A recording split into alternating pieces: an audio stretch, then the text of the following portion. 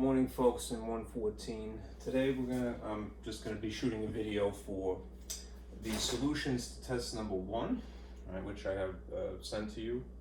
This is comprised of material from chapter 4 and 6. All right, now if you did, well, let me do this first just to verify here.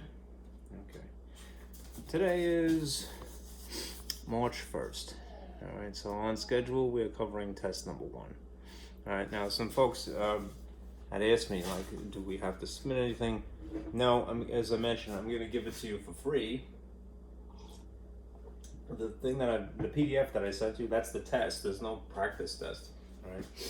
All right. This is what it looks like if you printed it. All right, and it's 20 problems. All right, you all have short answer style work here. All right. I want you, of course, to make sure, as I mentioned it to you several times, your MyLab assignments are due later this evening. All right, so make sure that you do that first and foremost, because that's 50% of your grade. All right, this test, which again I'm giving to you just so you can have it. All right, that's only 25% of your grade. So obviously the homework is more important. So if you have the moment, and I would appreciate it if you tried, all right, do look at this, because this is a summary of what you should know, what to know by this point in the semester, okay? So we'll keep you up to snuff. In the very back, I didn't explain this in my message, I put 2 pages. These are tables of the various character sets from different numeral systems. See, for example, is Babylonian. It makes me laugh saying that, but it's true, right? Which is a very brief character set. It's 2 symbols, wedge and boomerang, you know.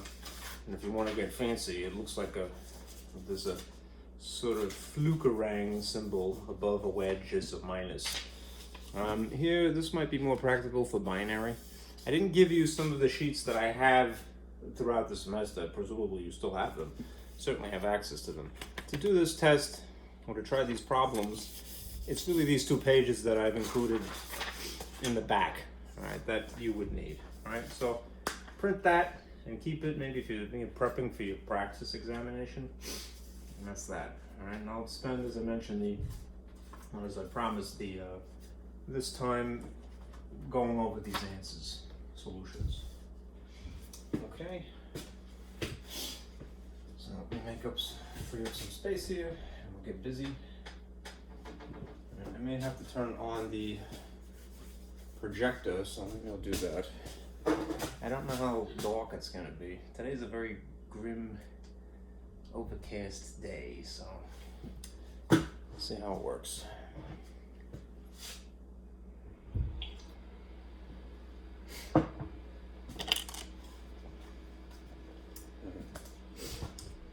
Neglected to plug in my projector again. Okay. Alright, let's see how this goes. Alright, there's the home page. Let me just scoot this over slightly. There you go. And I'll minimize this. And here's the test. I'd like to have some more space.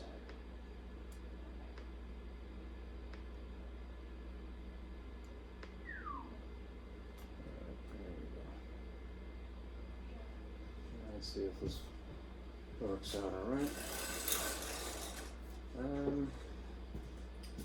Not to be too dark, because I get scared. That looks like it's sufficient. If it makes sense to turn it off, I will at some point, but not yet. Let me just try this first. All right. Now, the question was asked in one specific way. When you're doing this, I don't know if you remember the sheet I had given you.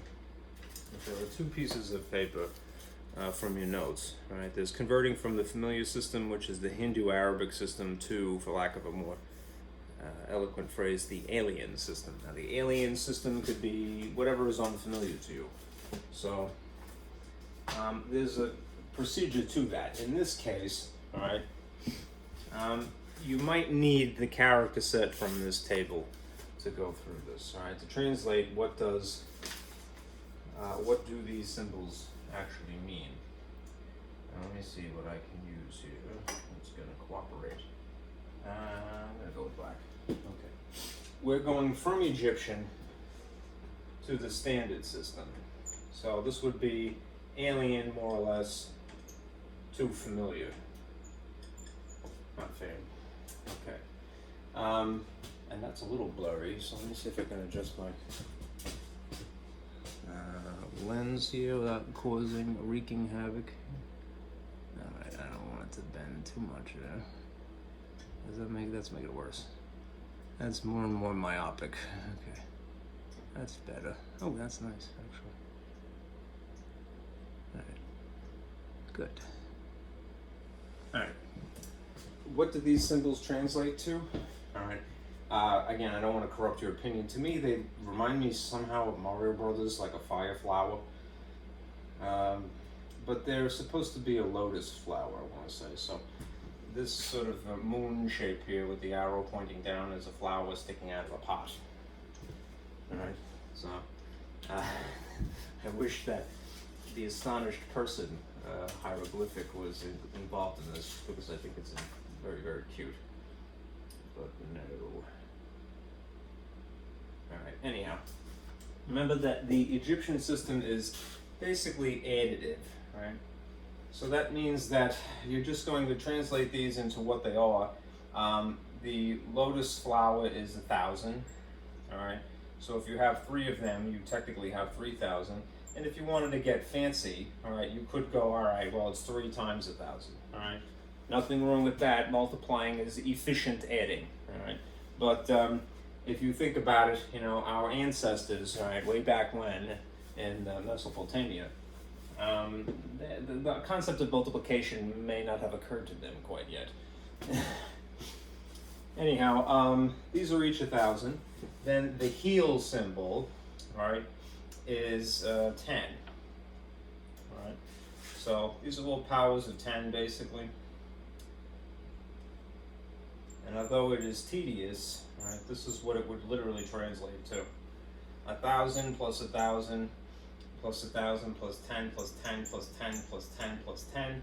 And then what is fairly intuitive because of the shape of it, right, is these finger shapes, right? So that's 1, 1, 1, 1, 1, and 1. 1, 2, 3, 4, 5, 6. I believe it's 7. Just checking. 1, 2, 3, 4, 5, 6, 7. Yes. All right. If you added these all together, what would you get?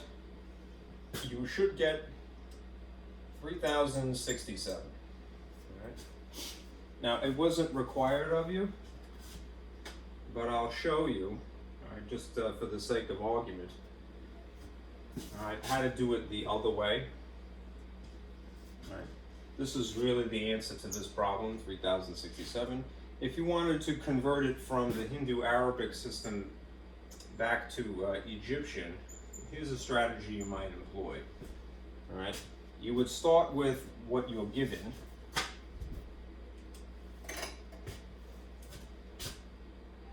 3,067, and consider how many places there are to start with. Right, there's 4 places. So you would basically have 4 types of characters in this case. So this is going to be one group. This is going to be a second group. This is going to be a third group. And this is going to be a fourth group. Right. If you start by translating it in still Hindu-Arabic numerals, but in this slightly more efficient way, which is to think of it as one symbol times how many there occurs. All right, this would be 3 times 1,000, right, for that place value. And this would be 0 times 100. That's a 0, I swear. And this would be 6 times 10. All right, and this would be 7 times 1. Right? If you replace the symbol replace the quantity 1,000 with the equivalent Egyptian hieroglyphic symbol, it would be the lotus flower. All right, and since it's 3 times that, you would have to physically draw 3 flowers. All right, in the case of 0, there is actually nothing to put there, so you wouldn't include this. It's just in, it exists in our system. And then you would just kind of scoot this over adjacent. You notice that there's really no gaps in this. All right, perhaps they were saving papyrus. All right. Anyhow, 10 is translated into heel. So if there's 6 times 10, it would be 6 heels. Okay. And then 7 ones, right? Fingers, right? All right. 1, 2, 3, 4, 5, 6, 7. All right. They're really supposed to look like that. More like an actual finger, I believe. All right, you get the idea. Okay. Again, this is really the answer to this problem because of the way it's phrased, but this would be doing the same thing vice versa. The multiplication system we had discussed was traditional Chinese. All right, and in this case, a couple of things to remember. They usually exist as a pair. They're usually stacked rather than written out sort of horizontally, they're more vertical. All right. Stacked pairs, all right, in which case the top figure is usually the equivalent of 1 to 9, and what is immediately underneath it is some power of 10. Okay, now in this case, you'd be converting traditional Chinese numerals to the Hindu Arabic, so you're doing the same thing. For lack of a better phrase, the alien system, alien to us modern people, I suppose, all right, to what is the familiar system, the Hindu Arabic system. All right, so you would take, and I'll try not to stand in front of it too much, you would take this 4-character stack, all right, and at least assume that it's probably in pairs, something like this. All right. Translate the symbols, all right, into what their equivalent is. You would again use the table in the back, all right, once you have it memorized, all right, of the traditional Chinese characters, and see what they would relate to, all right. I wish I knew the name to pronounce them. That would be more elegant of me. The symbol on top is 6. Okay. So you have 6 essentially times something. The symbol underneath it is 100. Okay.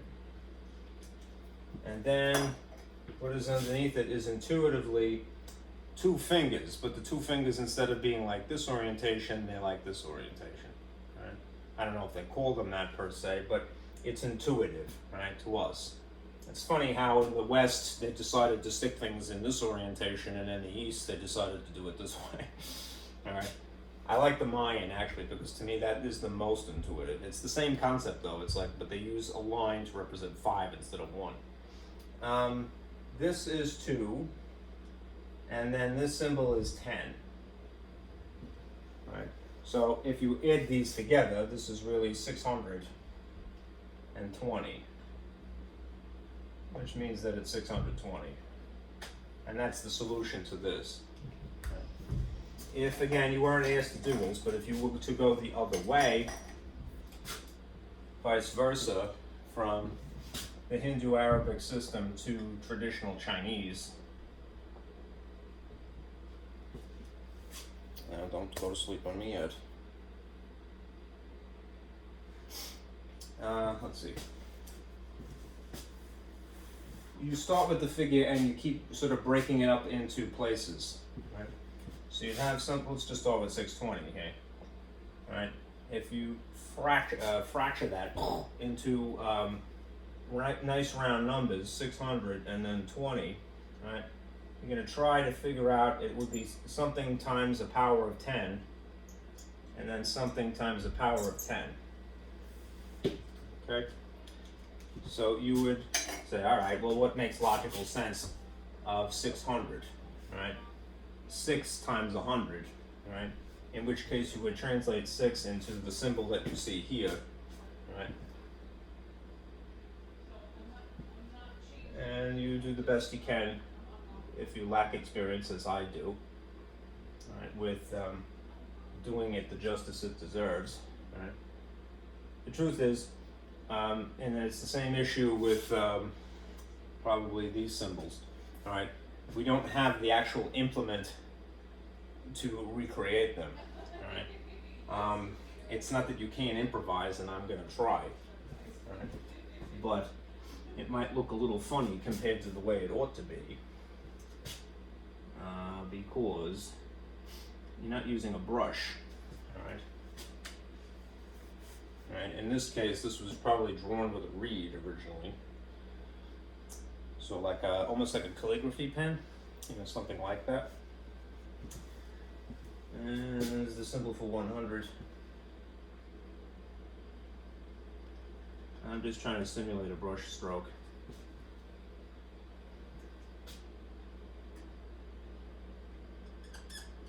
All right. 6 times the power of 10, that is 100. And then underneath it, the symbol for 2 brush strokes horizontally, and then the symbol for 10.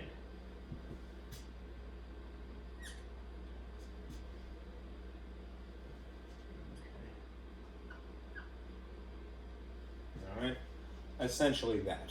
All right. Okay. All right, now we'll do the ciphered one, but I'm going to have to scoot this up a bit.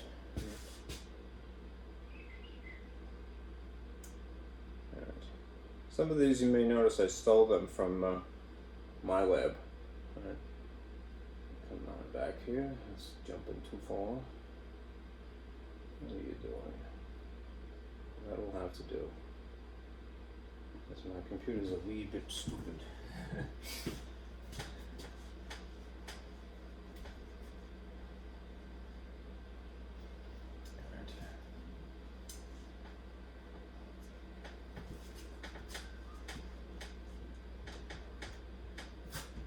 I'll turn the projector off when I get to the point where I don't have unique characters anymore. And we're just basically working in Hindu Arabic numerals one way or another. I'll just stick with that. All right, now the ciphered system is converting from the archaic Greek Ionic, that is pre-Golden Age Greek, all right, to the Hindu Arabic system. So again, it's again, for lack of a better phrase, the alien system to the familiar system. And I'm going to get that. So I'm going to put this over here. All right, a couple of things to bear in mind. When you see the iota symbol, as there occurs in these places, iota superscript is indicating that you have to multiply times 1,000, whatever is immediately adjacent to it. Because although the Ionic character set was quite large, all right, compared to the other character sets, right? Look what you have here, and as a person who was living in that time period, or a historian, you would have to memorize all of these. Right? They stop basically at 900. So if you have a figure that is larger than that quantity, you improvise by multiplying by 1,000, apparently. All right, so, what does this translate to? Iota, again, is if you see a superscript, which means a slightly smaller font, a little bit higher up, and I put a dot when there isn't actually one, is adjacent to kappa and then to delta. Right? And what is adjacent here is tau, kappa, and beta. Right? These translate fairly directly.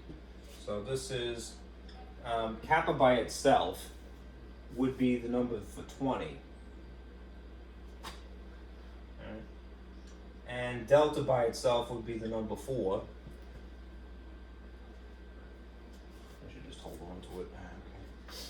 tau would be 300. And there happens to be another kappa, which is 20. And then beta is 2. That makes sense, because it's the second letter. Okay. Now, because there are 2 superscripts here, this is 1,000 times 20, for lack of a better way of writing it. And this is 1,000 times, pardon me, yes, 1,000 times 4. 300 is 300, 20 is 20, and 2 is 2. All right, we're just compensating for those things that are beyond the character set of 900. So, what is 20 times 1,000? 20,000. What is 1,000 times 4? 4,000. Now, if you add 20,000 to 4,000 to 300 to 20 to 2, what you should get is 24,322. Okay. Now, again, you weren't asked to convert back the other way, but if you're curious, right, here's a strategy using the same thing. We're going to do essentially the same thing we had done above. All right. I may use a different phrase. All right. The things that we had done, we were converting to from the traditional Chinese characters to the Arabic numerals, was break them into place values, all right, and then sort of translate those into factors. All right. What we'll do now is almost the same thing, but the proper phrase would be add-ends, because this is a bunch of things that ideally would be no more complicated than adding. So, if you have the number 24,322, all right, let's start by maybe breaking it into place values. All right, 20,000, 4,000, 300, 20, and then 2. All right, and it's probably easier, even though it's kind of counterintuitive, start from the right and work this way. All right. The character that we have for 2 that translate is beta immediately. Right? The character for 20 is kappa, and something like that. Right? The character for 300 is tau. Right? And then we don't have something beyond 900, so we would have to compensate. The non-zero digit is 4, which happens to be delta. Right? And if it happens to be 4,000 rather than just the number 4, then it would be this times 1,000. But rather than write that, instead of writing this, we would put an iota in front of it. All right? And for 20,000, it's a similar problem. All right? We don't have a character set, as far as we know, it's not given in this book, for above 10,000 either. So we can't just use beta times 10,000. What we're stuck with is the iota again, times 20. The symbol for 20 is still kappa. So instead of writing 20 times 1,000, we're going to put an iota there. All right, to make it a little bit cleaner, it's iota kappa, iota delta, tau, kappa, beta. Okay? All right. I think what I'm going to do from here on out is turn off my projector, because it isn't really necessary. So it's a little too dark in here anyway. And I'll just improvise. Fix the lights. And this one. Right. Sort of like the glow from back here. That's kind of neat. Oh, holy math. Okay. It has inner light, well, seemingly inner light, right?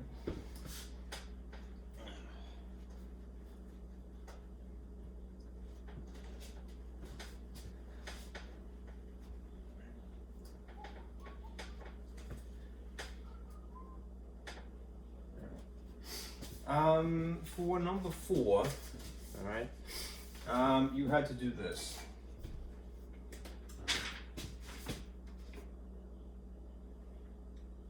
you had to basically convert from Babylonian,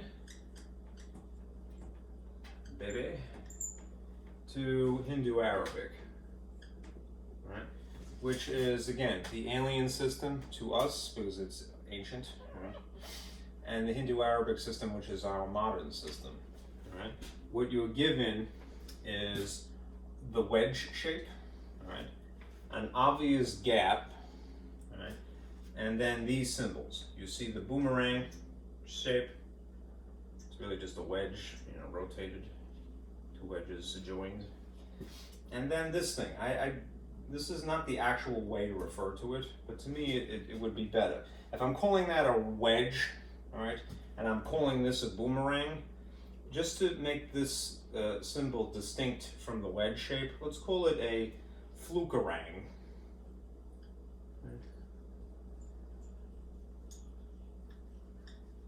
Which is an actual shape from 1950s automotive engineering. All right, the flukerang, which I think is cute, and then two wedges adjacent to it. It looks like vampire teeth. All right. The character set is not too complicated, all right, for boomerang, for Babylonian, all right, it's literally these three symbols, all right. As far as the actual numbers are concerned, it's wedge, all right, and it's boomerang. When you see something like this, the so-called flukerang in tandem with this means minus, all right. And that will express a quantity that isn't quite 10, because that's what boomerang is, and isn't quite 1, right? It's something in between. Now, the problem with the Babylonian system in general, apparently, is that there's a lot of room for ambiguity, and one person may not be as clever as another, whoever was writing. So perhaps one person would be more efficient in expressing a quantity, and someone would be less efficient. Right, you'll see what I mean in a minute. All right. This system, the Babylonian system, is a base 60 system. Sexagesimal or sexagesimal, I forget the pronunciation. So if we were following a model of conversion, it would be something like this. You do, again, this sort of counterintuitive thing, which is start from the far right, and you make powers of 60. It's always starting at exponent of 0, all right? 60 to the first, all right? And, if necessary, beyond that, usually not, all right? And then, whatever the group actually relates to. So, it'd be this times a group.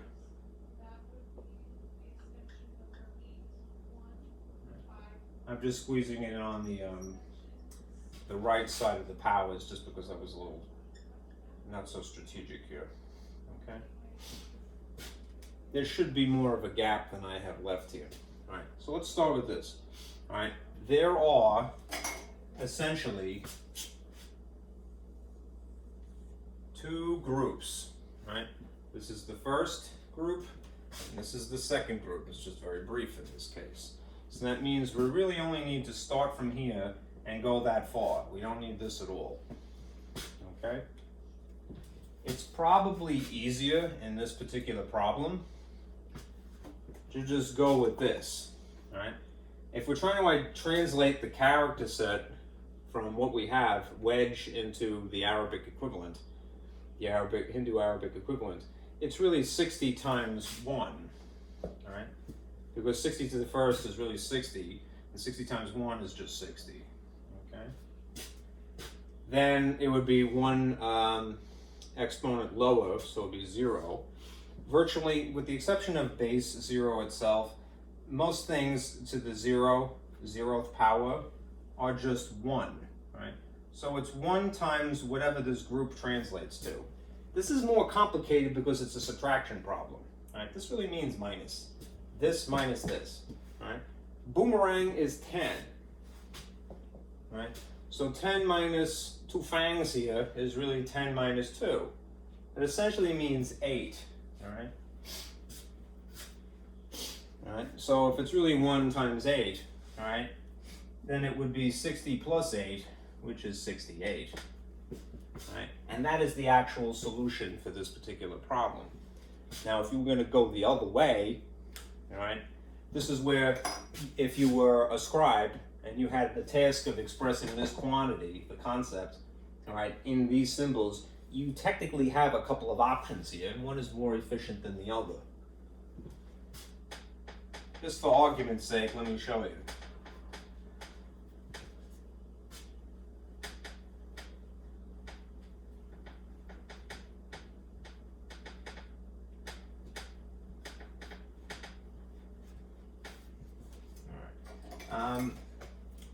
If you had to, if you're going to convert from Hindu Arabic into Babylonian, right, and we're going to start with the number we just had, 68, right? All right. Remember, the character set is basically you have, a wedge, you have a boomerang, and you have a subtraction problem if necessary. This means minus.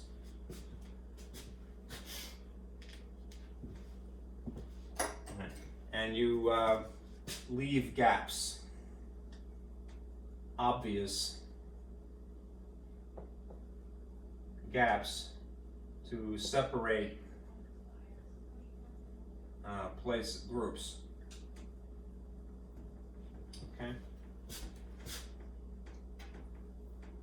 All right. Start with the powers of the base system. All right. We know that we have 60 to the 0. I'm going to leave a more obvious gap this time, 60 to the first, and if necessary, 60 squared, and beyond that, which probably will not be the case. And this first figure is, no matter what the base system, always going to equate to just the quantity 1, right? You might say, well, why don't I just write 1? If you feel comfortable, then I would do that, but to me, I'm more comfortable going, all right, establish what the consistent base is at 60. And then just count up from 0. All right? So this is going to be 1 times something, essentially. And this is going to be 60 times something, essentially. And in this case, it would be 3,600 times something. Right? That something would be the place value of the group.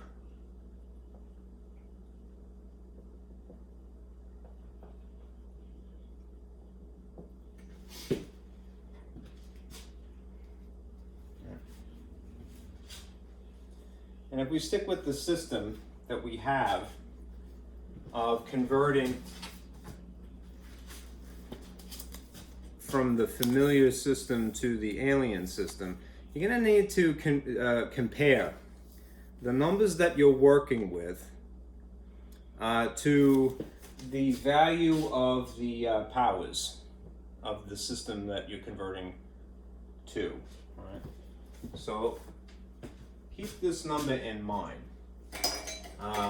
160, 3,600. Right? I do this virtually every time. I go as far as I can logically, and then I use these comparison symbols, less than. 68, the actual figure that we have, right, is less than 3,600. So I'm not going to use this. Right? I'm going to divide eventually when I get to something that works better. And what you'll decide to do, or when you'll decide to do it, is when this symbol flips around the other way.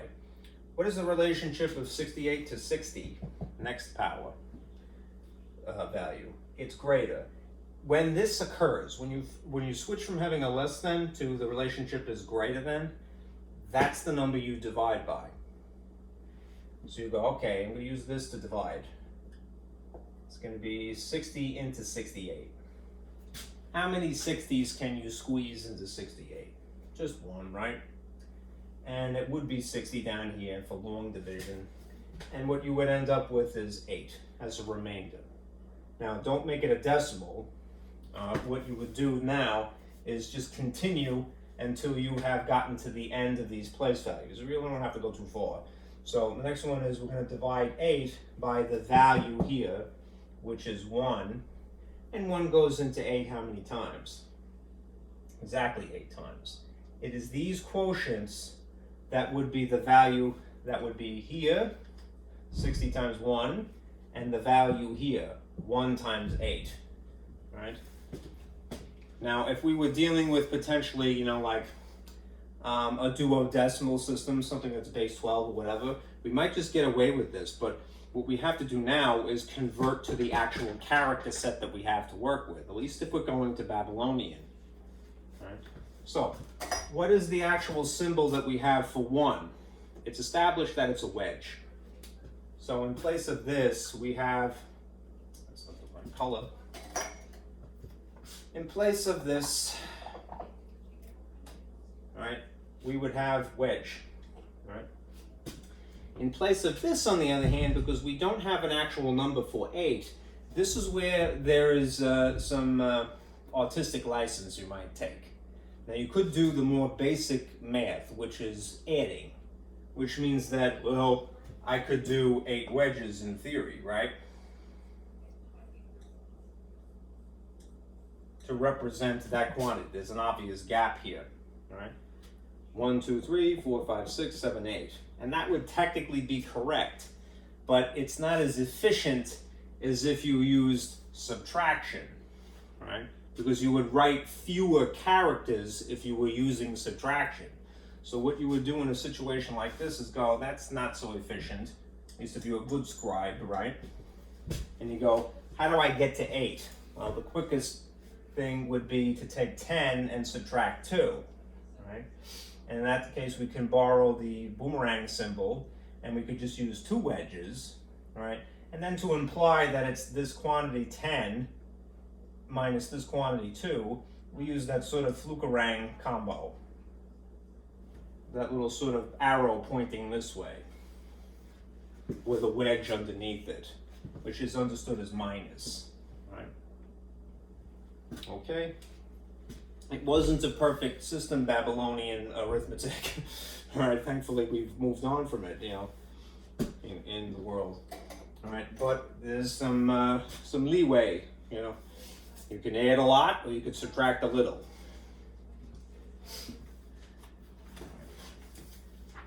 Now let's do one more of the Mayan system, and then we'll get into the other bases like octal and so forth.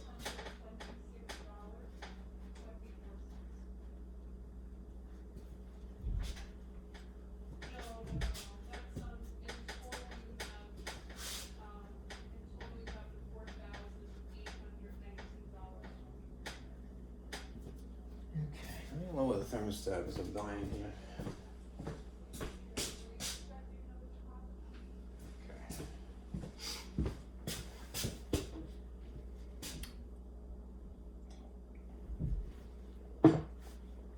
The next problem you had, number 5, is to convert from Mayan to the Hindu-Arabic system. Right. And I'm not, again, not to corrupt your opinion, decide for yourself. I genuinely believe that this was a very nice, intuitive system, and insofar as the numerals are concerned, right? And I could whereas I might struggle remembering the Ionic Greek because there's so many characters, and I might personally, not to project my failure on you, all right, I might struggle with the traditional Chinese characters because I have very little experience with that, right? Even the limited experience I have with Mayan, it's very intuitive, right? A dot is the amount of 1, right? And it's sort of like Roman numerals, remember, are I shapes like fingers and V shape like a hand, you know, the outline of a hand. So 1 and 5 really is what you work with, right? And then 2 V's is a 10, really. Things like that. In Mayan, the character set, you know, is, you know, a dot represents 1, right?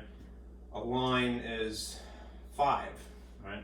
So you could have, you know, a line and then a dot and then go, oh, it's 6, right? Because it's adding intuitively, right? Or this would be 6 and something like this would be 11.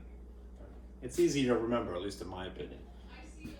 No, it says 4 block, 0419. Right, anyhow. And it's a lot number. if we're converting from the Mayan symbols to Hindu Arabic, this is what they had given, or what I wrote, for you to translate. Remember, they're stacked as well.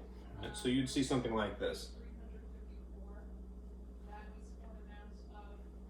It makes you not have to draw an obvious gap if you're stacking things. So that was actually a brilliant idea.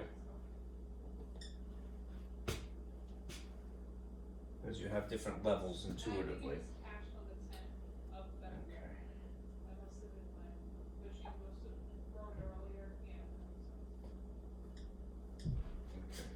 Now, the only thing that is a little complicated, all right, is remembering the positional base system, right? Indo-Arabic is, Mayan is referred to as a base 20 system, and that is true up to a certain point because they, in order to make it jibe with the calendar being something like 360 days, our calendar is a little bit more precise than theirs, all right? They incorporate 18, right? So basically you have to remember, okay, the powers of 20, vesagesimal, I believe it's pronounced, is 20 to the 0, and then it's 20 to the first, and then it's 20 to the first again times 18, right? The reason being, again, 20 to the 0 is 1, this is the base, 20, and then this is 360, all right? That's to make this work with the calendar, all right? Then when you get to the next one, technically, the next power, all right, it would be 20 squared times 18. And the numbers get quite large at this point. All right. Let me remind myself here.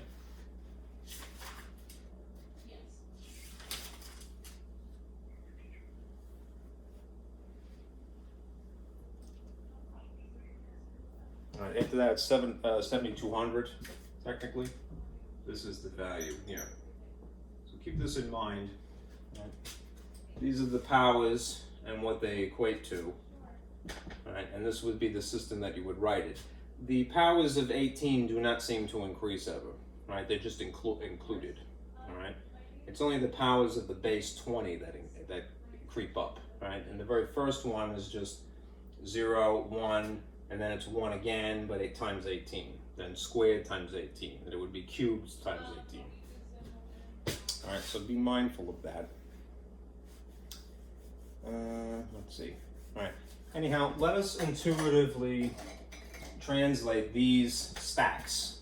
All right. All right. This is a group for all intents and purposes. This is a group, this is a group, and this is a group.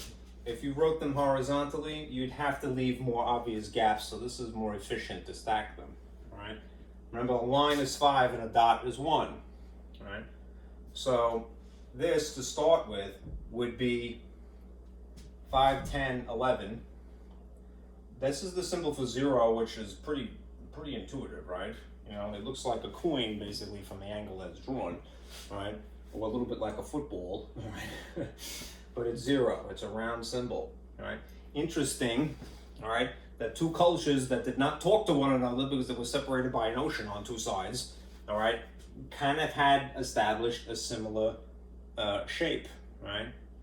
Right, in the Mid-East, all right, which is where or maybe the Near East, like India, all right, where 0 was established at some point, or the concept of 0 at the very least, right? We had, not we, but you know, our ancestors, right, had come up with this, right? Whereas in the Mayans, right, also our ancestors, right, they had come up with this symbol, right? That's interesting, right? What a weird coincidence, right? It's rather than looking at something head on, you're looking at it at an angle, right? All right. Anyhow, maybe there's a reason for that. I'm just not realizing. This is 5 and 3 dots, which would be intuitively 8. All right, this is 3 lines and 3 dots, which is 5, 10, 15, 16, 17, 18. All right, now here's the thing. It's stacked, all right, but the very bottom is where you start, all right, in terms of the values, right? So it would be 18 times 20 to the 0. All right, and it would be 8 times the next one, which would be times 20 to the first. And then it would be 0, thankfully this is going to spare us some trouble, times 18 times 20 to the first. And then it would be 11 times 18 times 20 squared. Right?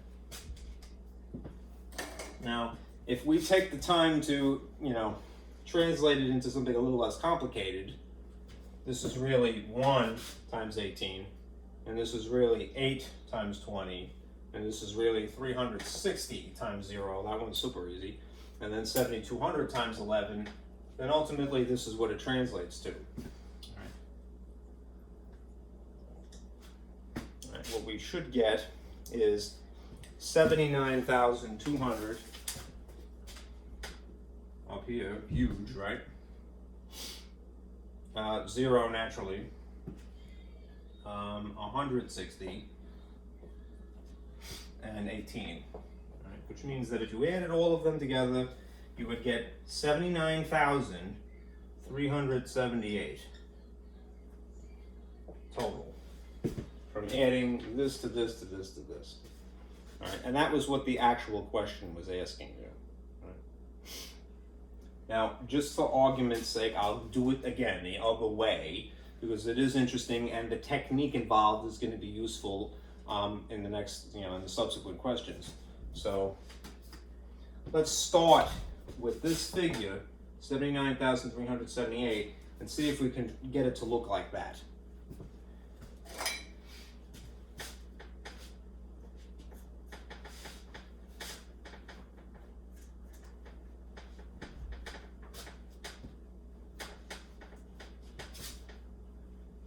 When you convert,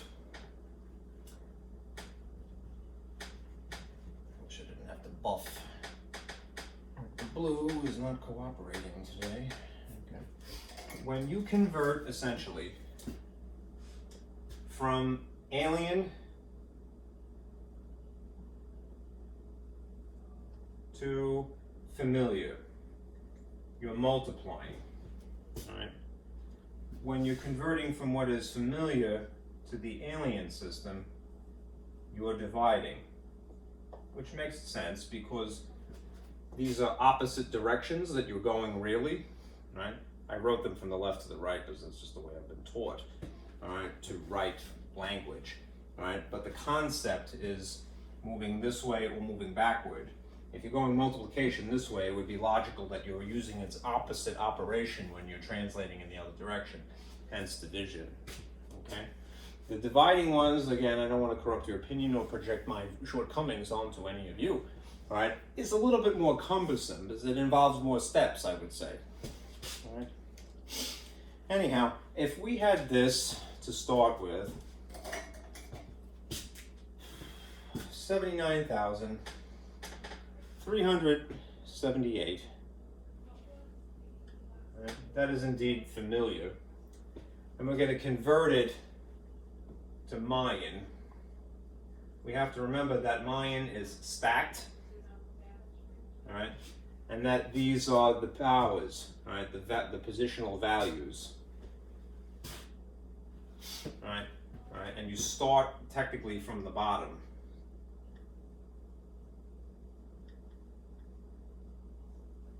Right. This is the bottom. It's written horizontally this way, but this is the bottom, right? And this would be the top if it's necessary in this case. And you work up.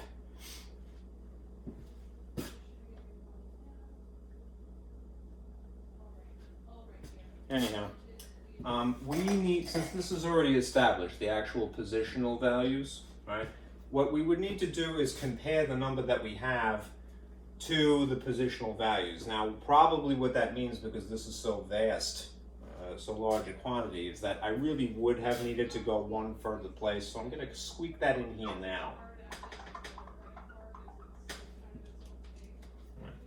For the sake of comparison, right?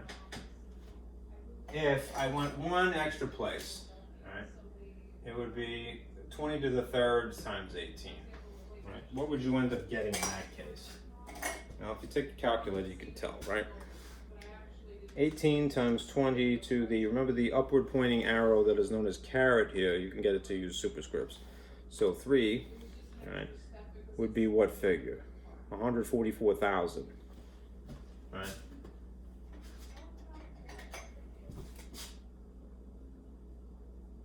Okay.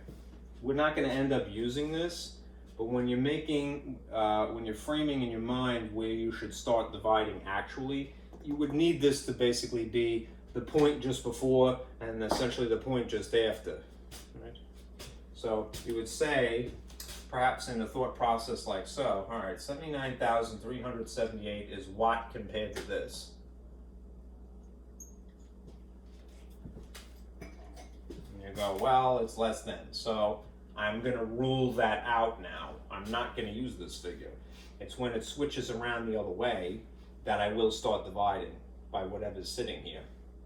So we're like, okay, ruled that out. Next is 79,378 is what compared to 7,200. It's at this point where we have a switch, that this is greater. And that means this is what you're going to divide by. Right? Basically, you need something that's going to fit, all right? Not something that's going to overshoot it, right? 144 as a divisor is in theory possible, mathematically it's possible, but it would involve decimal division and we're not doing that, all right? So you end up doing this, dividing. So we have 7,200, and this will be a little bit cumbersome because of the size of the numbers involved, but it's not impossible. Remember, we're really just needing remainders, and if we're starting here, we got to go that far, all the way to the end of these positional values, right? You'd say to yourself, all right, 7,200 doesn't fit in 7, it doesn't fit in 79, it doesn't fit into 793, but it would fit into 7,937, roughly 1 time. So I'm going to, above the 1, I'm going to put, above the 7, I'm going to put 1 and then do the brute force subtraction here. All right. Could you use your calculator at this point? Sure, no sin in that. But just realize that you really need to explore the intricacies of the long division because you have to establish the remainder, and the calculator won't do that, at least not quickly. All right. So you have 7 left over, 3 left over, and 7 left over. And then you drag down an 8, and you ask yourself this question one more time. How many 7,200s, roughly, can you squeeze into 7,300, so almost 7,400? It's still 1, right? So you would subtract again that much, and you get 8 left over, and 7 left over, and 1, right? No more numbers, right? You're not making a fraction, you're not making a decimal. We're going to use this again in a moment, but we're going to circle this because we need it. Save it for later, right? This is going to translate into Mayan later, right? Now we continue, because again, we may have used this, that's great, right? But we're going to use the next one, next positional value, until we've exhausted all of them. All right, so this is now 178 divided by the next one. Now what's going to happen is there's going to be an issue, but it's not your fault, right? It's just what happens. All right, you're going to go, okay, 360. Does 360 fit into 1? No. Does it fit into 17? No. Does it fit into 178? No. And you might go, well, what am I supposed to do? You go, it goes into it 0 times, all right? And then you've accounted for this, and you try the next one. So you go, all right, since it didn't work, I still need to fill in the void. I've established 11 here, and I have 0 here. So I still need to fill in that void, all right? But I'm going to keep going until I've exhausted all positional values. So the next one is 20 is the positional value, and I'm still going to divide by the same number. So 178. All right, this will work a little bit better naturally. Here we have 20 doesn't fit into 1, it doesn't fit into 17 again, but it does fit into 178 roughly 6 times, right? Which is 8. 8 times, which is 160, right? Difference is 8, difference is 1. This is the remainder. We've accounted for this. We're going to go one more, all right? So we have, put this here, just as consistency, 1 to divide, right? And we're going to divide the 18 that we see here. And we're going to save 8 because we need it. And this one is pretty easy, right? 1 goes into 1 time. If you did the long division, it would just be 0. You'd bring down 8 and you'd continue. 1 goes into 8 exactly 8 times. And it would terminate and you'd be finished, okay? But we have to translate 11 into Mayan. We have to translate 0 into Mayan, not a far stretch there. We have to translate 8 into Mayan and 18, all right? And when we do that, we're going to stack them rather than write them horizontally.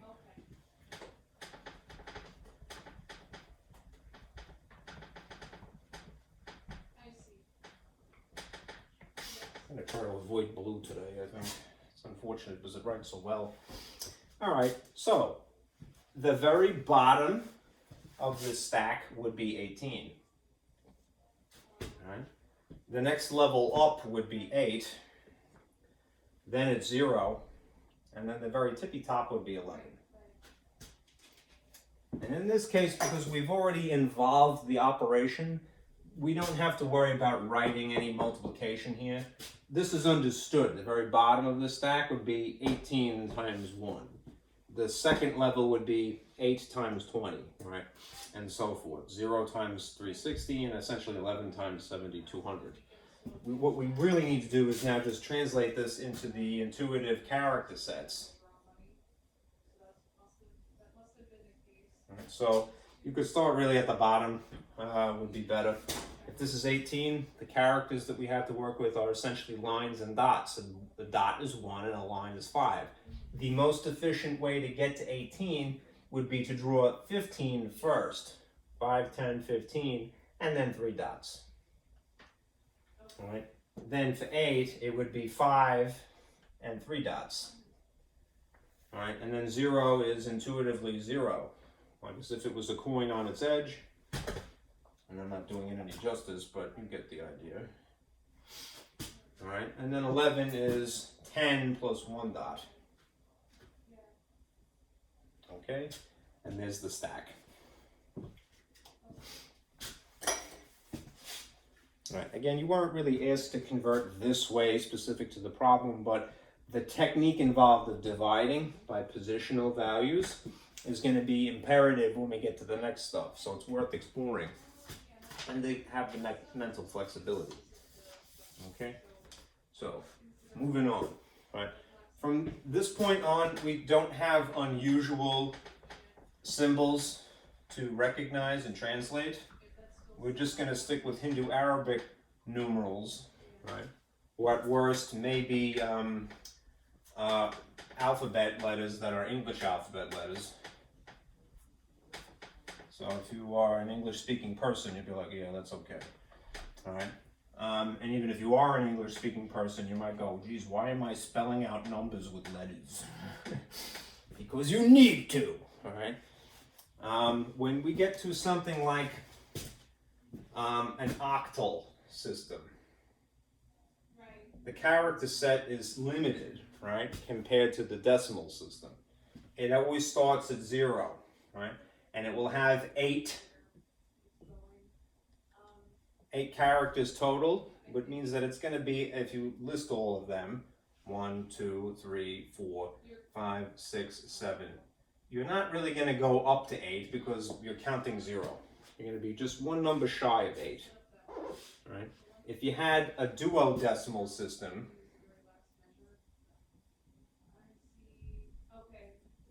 it would be base 12. And there's one little trick that we have to include here. It's still going to start at 0, and we'll have 12 characters total, but it's going to be 0, 1, 2, 3, 4. No, it's not how you spell 3. Draw it, right? 3, 4, 5, 6, 7, 8, 9. And then when we get to what would be 10 in the usual system for us, we're going to replace with the letter A. All right?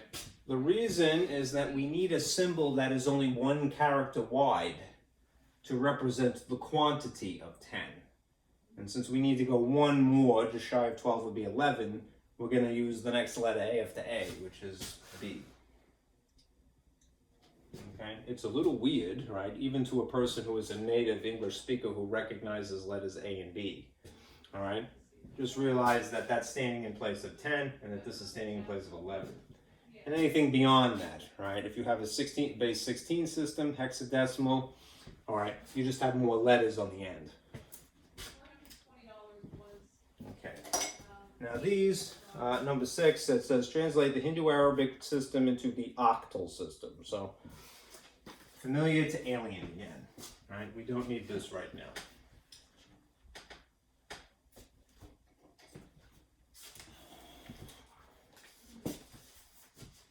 Here's 6. All right, it's going to be Hindu-Arabic, which is base 10, into octal, which is base 8. That, right? Familiar to alien. All right, so what does that mean? It means that we're going to divide. Okay? So, what do we need to establish? We need to recognize that the base is 8, and we need to know what those powers are going to translate to. What is their value? 8 to the 0, 8 to the 1, 8 to the 2, 8 to the 3. Hopefully we don't need any more than that. But the positional value here is going to be 1, 8, 64, and then what's 8 times 64? Let's see, 512. All right. In this particular problem, you would actually need to go 2 more. All right. So I'll write these here. 8 to the 4th would be 4,096, and 8 to the 5th would be, looks like 32,768. All right. You may not end up using all of these figures, but for the sake of comparison, the next step, and you need to know what to divide by, right? You need to know these positional values. Okay. So the actual problem for 6 is this figure. All right. It's 5,478.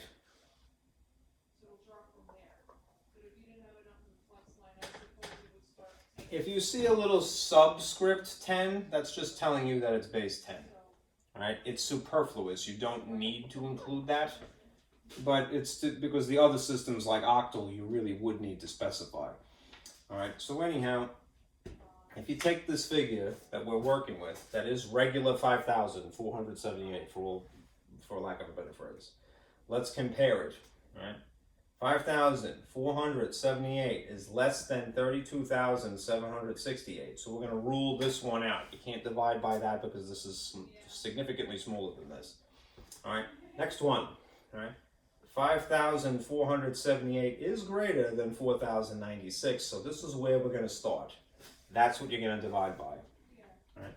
And it will get a little cumbersome because of the largeness of these figures, but at least we know where we're starting. And we'll go through the minutia. Okay. I don't like to write in green. It's not good. How many 4,000s can you squeeze roughly in 5,000? Just one. Save that. Let us do the actual subtraction though, because we need to figure out what the remainder is to continue. So you're going to have a difference of 2. That's 17, and that's 3. This is a difference of 8. That's dropped 3 here, and this is 1. So you got a crummy number, but it's fine. All right. You're now going to divide 1,382 by the next value. So it's going to be, you're going to divide by a position value of 512. All right. Still kind of sucky, but not impossible. All right. You could kind of make an educated guess right off the bat. You could use a calculator. There's nothing wrong with that, but you need to know what the figures are down here, the long division. So you'd say to yourself, how many 500s can I fit into not quite 1,500? All right, probably 2. All right, and in which case the amount it would end up being is 1,000 something. All right, 1,024 logically. Okay. and then you subtract to figure out what the remainder is. All right, that would have to be 12, and this will become 7. 12 minus 4 is 8. 7 minus 2 is 5. Drop a 3. Now you have 358. Let's see. Next one, since we've now accounted for this, 358 divided by the next positional value, 64.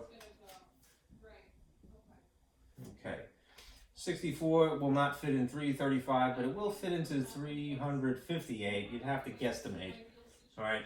If that's about 60 and that were about 36, 6 and 3 and 36, all right, it's the same relationship as 60 and 360. You'd guess maybe 6, all right? So it's probably a little bit shy of that, so maybe something like 5. Yeah, it is actually 5, right? All right, so I'm going to put a 5 here. All right, and the difference would end up being, let's see, 32, 320.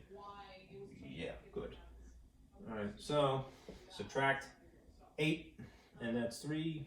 So you got 38. This one is accounted for. Moving on. We now have 38 in here, right? And we're dividing by 8 now. So 8 goes into 38 4 times, which is 32. Close enough. And the difference is 6. All right? One more and we're finished. All right? So the last one should be the easiest. So if you're doing it correctly, you have 6 left over here, and you're dividing by 1, all right? And that's just 6 itself. All right. Now look what numbers we got here. We got 1, we got 2, we got 5, we got 4, and we got 6. If everything went according to plan, and the only thing would make it not go according to plan is that you maybe didn't divide correctly, all right? Or you started in the wrong place, what you end up with is this. Right? You end up with the answer, it's just sort of spread out all over the place, all right? The bottom line is that 5,478, regular 5,478, they put a little base 10 here, a little subscript, all right? Subscripts are not an operation, they're a label specifying the base, all right, is equal to what? It is equal to all of these numbers written in sequence, all right? 1, 2, 3, 1, 2, 5, 4, 6. 2, 5, 4, 6. I'm going to be a good guy and put a comma here. 12,546 in base 8. These are really representative of the exact same quantity, but it's in a different base system, right? That's why they look different. Even this looks huge, right, compared to that, but it's a base 8. This should be a little bit tinier, not to make people think that it is an actual place value. 8. Okay. Now, if you examine the digits that you see here, look at the character set, right? It doesn't incorporate anything other than what is allowed here. So you will not see the number 9 tucked into anywhere in here, all right? This 8, again, is just a label that is a subscript, all right? It's not part of the actual digits. The digits here are 6, 4, 5, 2, and 1. Okay? It's a little goofy, right? It takes some getting used to. But as long as you convince yourself, alien, familiar, division, you're probably ahead of the game. Pardon me, familiar to alien is division. And alien to familiar is multiplication. Actual multiplication. Right, there's quite a few of these, so let me speed it up a bit.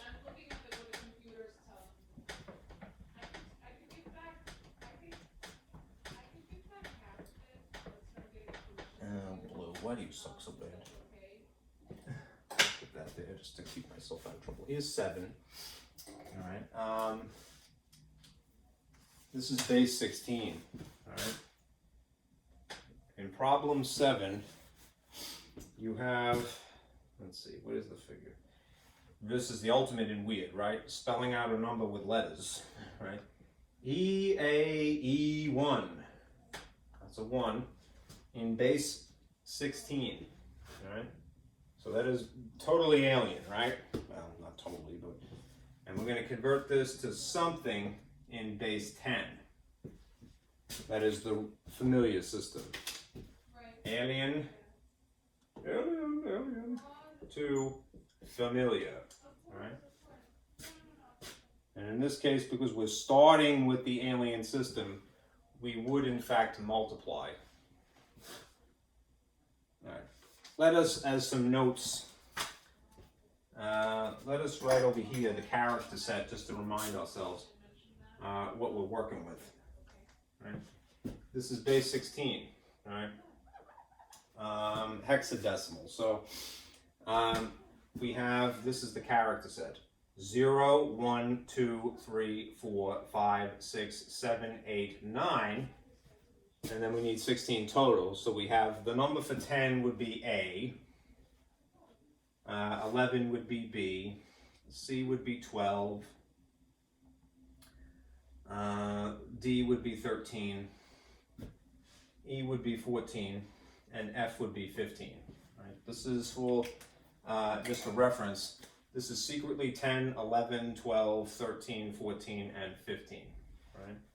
But we're using the green letters rather than the blue numerals because we need a single digit character rather than a double digit figure, all right, to represent these positions, okay?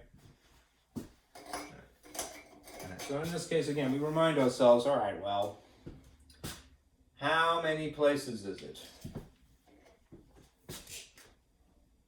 1, 2, 3, 4.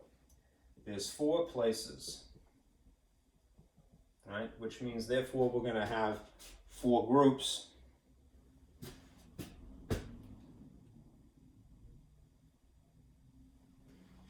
And 4 powers of 16. All right. Start out, and it's, again, a drive a person nuts that is familiar with writing left to right. All right. But let's do it. All right. And there's an example again of English getting you in trouble. Right as in a place, a location, and right as in physically right. All right. So starting over here on the far right. All right. Dexter. All right. 16 to the 0. All right. 16 to the first. 16 squared. And 16 to the third. All right. This is a little bit easier because we know that we only have 4 places to, to go that far, starting from 0. All right. What do they equate to? Well, 16 to the 0 is 1. 16 to the first is 16. And 16 times 2 is, what is that? 256? Something like that? My ding dong, and I didn't prepare it ahead of time. Yes, it's 256. Right. I believe I gave you a table at some point that I actually spelled this out, but let me just do it now because I don't want to misinform you. 16 to the third is 4,096. Okay, so this is what we're working with in theory. Yeah, okay, good. All right. Now, in this case, we're going from alien to familiar. We're multiplying. We're going to do actual multiplication in this case. So it's this number times E, essentially, or what E is in place of, right? And 256 times A, and 16 times E, and 1 times 1.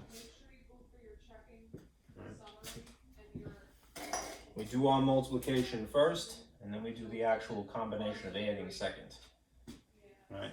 This one is intuitively 1. And this is, well, what does E really represent? It's really 14. So 16 times 14 ends up being 224, I believe. Right. I understand that. All right. And then this A is really 10. So that's really 2,560. No, Right. of course. Of course. And then this E again is really 14, so it's a crummy number, and it's huge. I feel that. All right, but 4,096 times 14 is apparently 57,344. Did the actual multiplication, because this is the process from alien to familiar. All right, and let me verify with my calculator. 16 times 14 is 224, good. 4,096 times 14 is indeed 57,344. Add to this, add to this, add to this. What do you end up with? You should get this.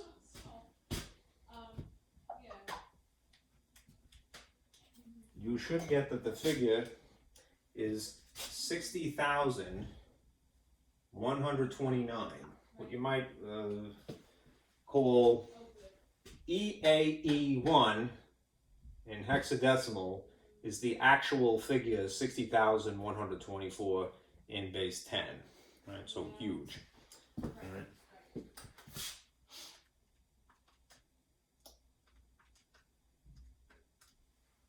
Good. Okay. All right.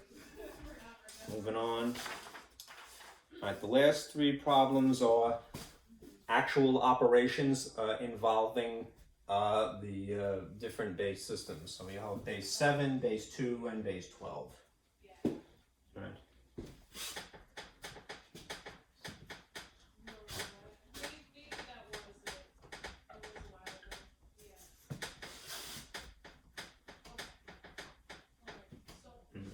Who's the evil green here? That doesn't want to erase.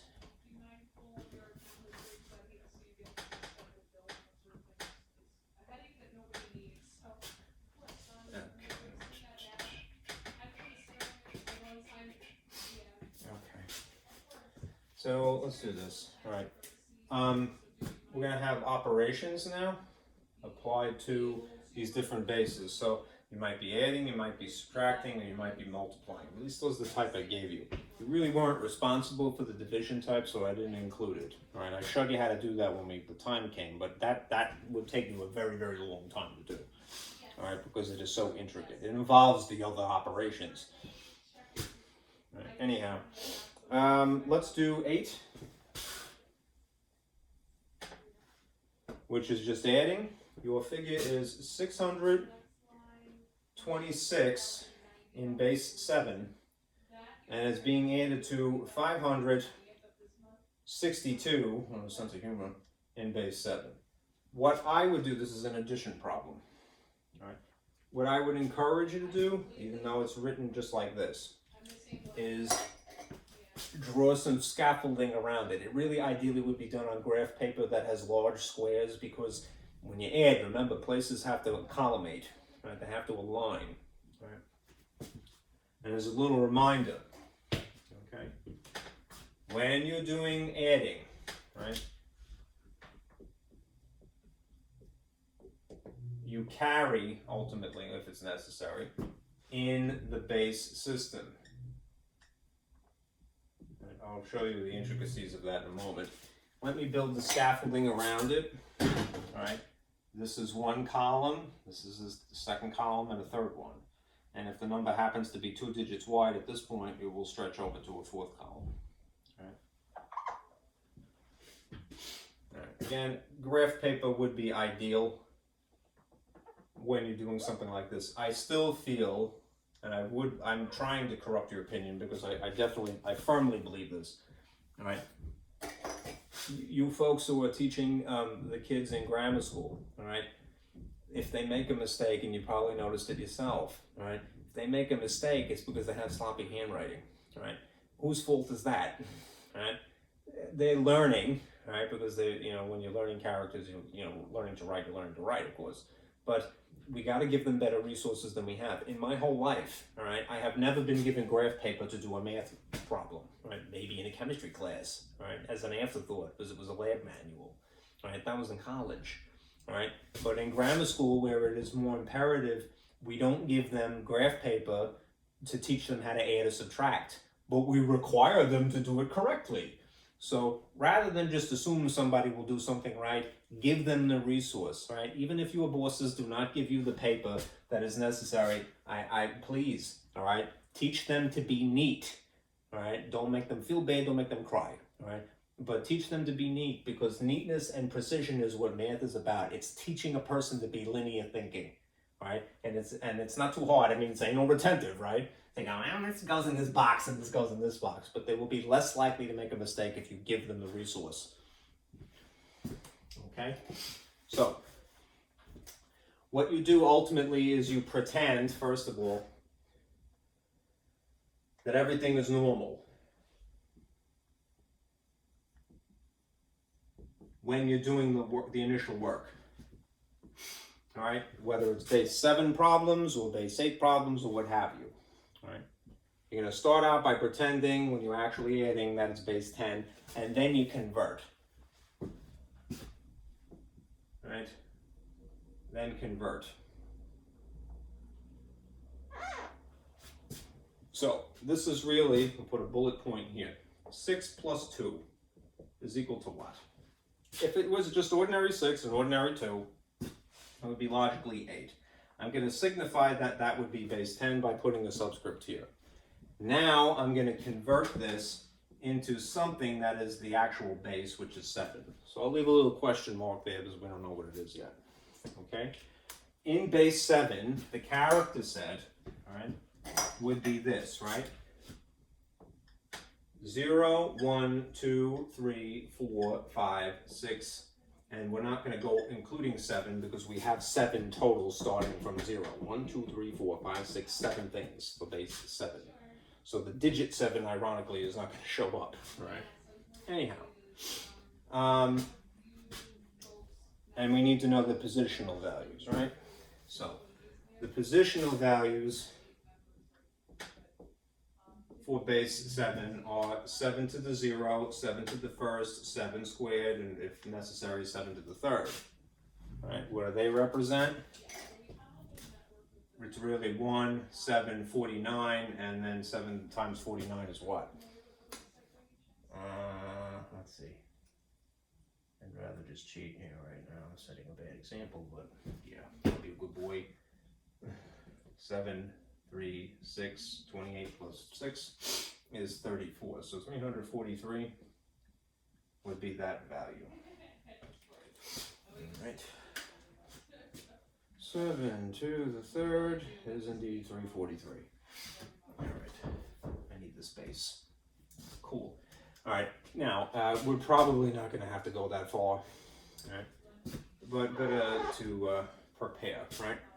This figure, 8, is less than 49. Right? So we definitely don't need that one, and we're not going to use this one actually. All right? 8 is greater than 7, so that's what we're going to divide by. All right, to convert it. So 7 into 8 is goes roughly how many times? All right, just one time.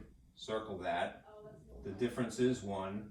And we go one step further, which is to divide by 1, because that's the position value. Right? 1 goes into 1, indeed, exactly one time. All right, and it would terminate.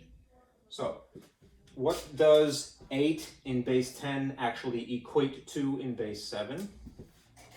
11, apparently. Okay. So I'm going to put 11 here. All right.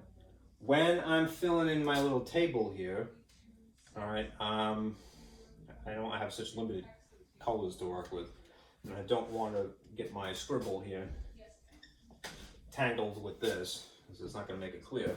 I would carry, right, in the base system. So I've converted 8 to what it actually is, 11. I'm going to put a 1 here, right, and then I'm going to carry a 1. And I should probably put a subscript as well. All right, now you do the next one. Bullet point here, right? What is this going to end up being? Well, we remember adding, right? It's going to be, you add the carried numbers. So 1 plus 2 plus 6. We're going to pretend it's 1 plus 2 plus 6. And see what that is. Right? It would be 9 in base 10 anyhow. But what is that in base 7? We need to go through this process in red again. So Let me get my cup out of the way. All right. The number 9 is less than 49, so we wouldn't use that again. But 9 is greater than 7, so that's what we're dividing by. 7 into 9 is still 1, but the difference is logically going to be 2 now. Right? And then we divide 2 by 1 and we get 2. Right? So it makes sense. What does 9 end up being? It ends up being 2. 12. Right. That makes sense, right? One number higher. 8 is 11, then 9 is 2. And we're going to put that here. We carry in the base system. So if this is really 12 in base 7, then we put a 2 here, and again we carry the 1. All right, and we go through this column again. All right, I need the space, so I'm going to put that here now.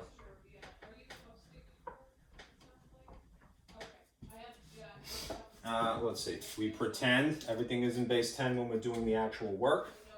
All right, the actual operation, 1 plus 6 plus 5. All right, and that would normally be, well, that would be 12. All right, so 12 in base 10. What is that in base 7?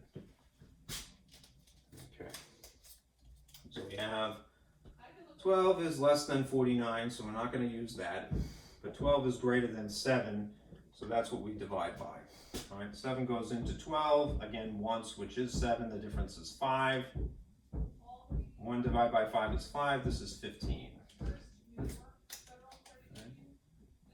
So 15 in base 7 is what 12 is in base 10. Now notice that we've come to the end of the rainbow here. So what we have to do is just simply put the 5 where it belongs here, and rather than bother writing it up here, it's just going to carry down, it's 1. Right, so this is the answer. 1,521 in base 7 would be the outcome. Okay.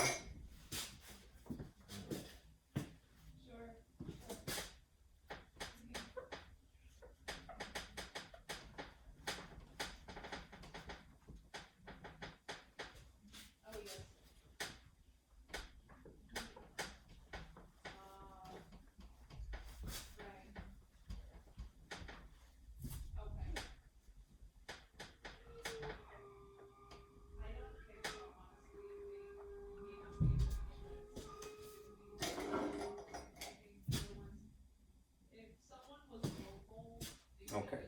Problem 7 is a multiply. Now it's a subtraction problem. Okay. Let's see. 9, I should say. Problem 9 is a subtraction problem. All right. In this case, you have 1,001, right, which is in base 2, and it's being subtracted from, or subtracted by, 111 in base 2. So you have something like this, and it's a subtraction problem. Okay. To remember when you're subtracting is you borrow in the base system, which is I stole this problem for sure from my lab because it was like, that's a tricky one, all right, and I want you to know how to do it. So again, write this maybe on graph paper, or very purposely draw columns like this to be nice and neat, because neatness helps math. All right, a person that has bad handwriting could understand the concept, but they make a mistake. I do. All right, when they accidentally combine things that they shouldn't. Well, if you lock things in alignment, all right, you're less likely to make that error. All right. Now, a couple of things to remind you of.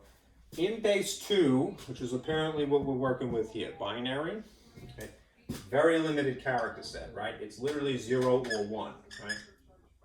Right? This is practical in computers, as I mentioned a while back, all right? In a computer, there are, at the microscopic level, transistors, right? And the transistors either have electric current going to them or not, all right?